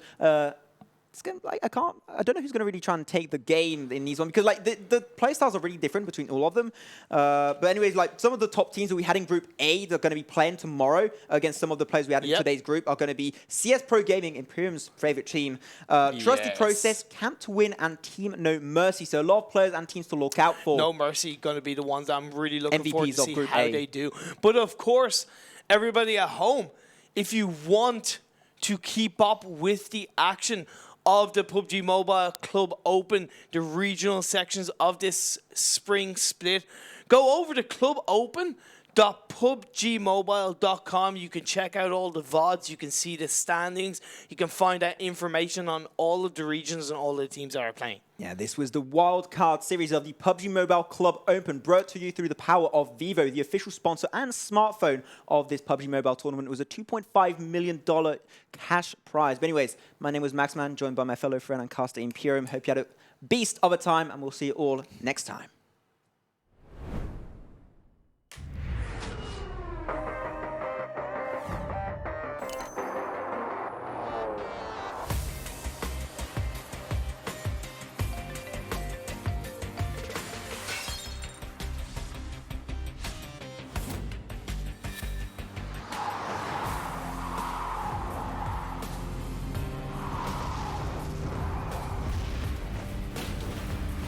Your game, Vivo V15 series. Vivo.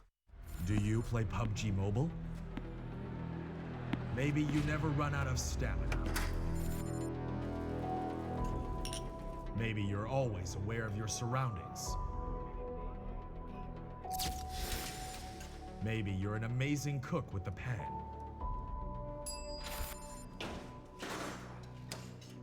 Maybe you're a great driver.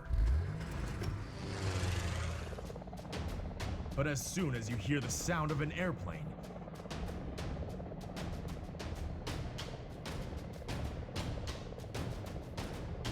you get into the zone. In PUBG Mobile, you all come from different walks in life.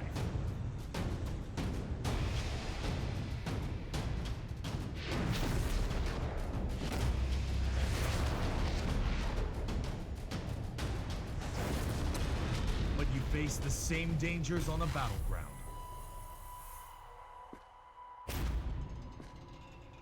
And you become friends.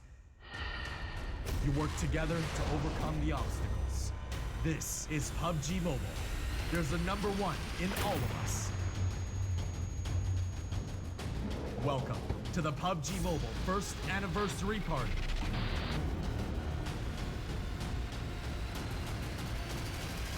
PUBG Mobile, be the one.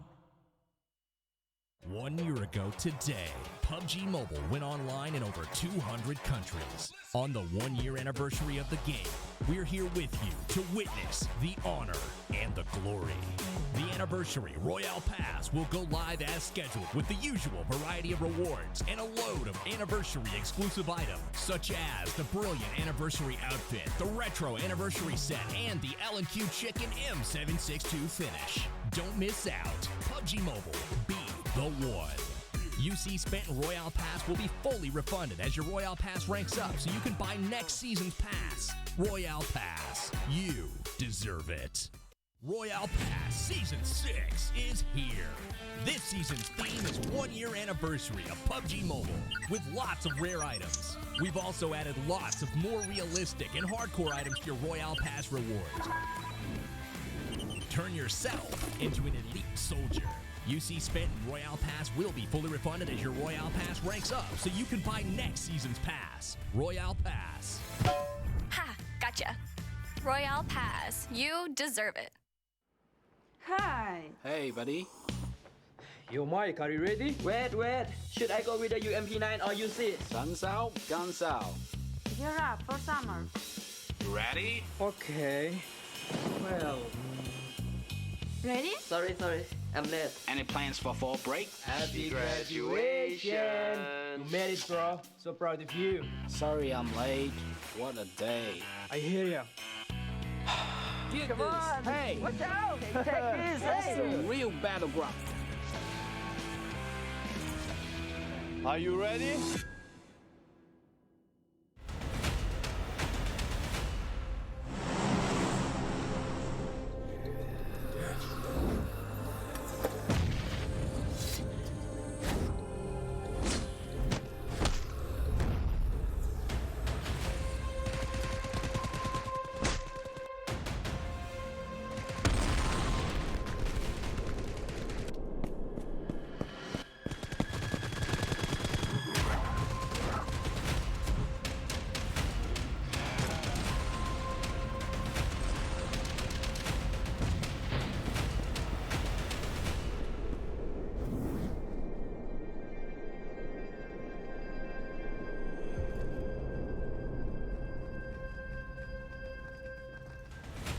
Zombie, Darkest Night, the newest mode in the zombie universe, is here.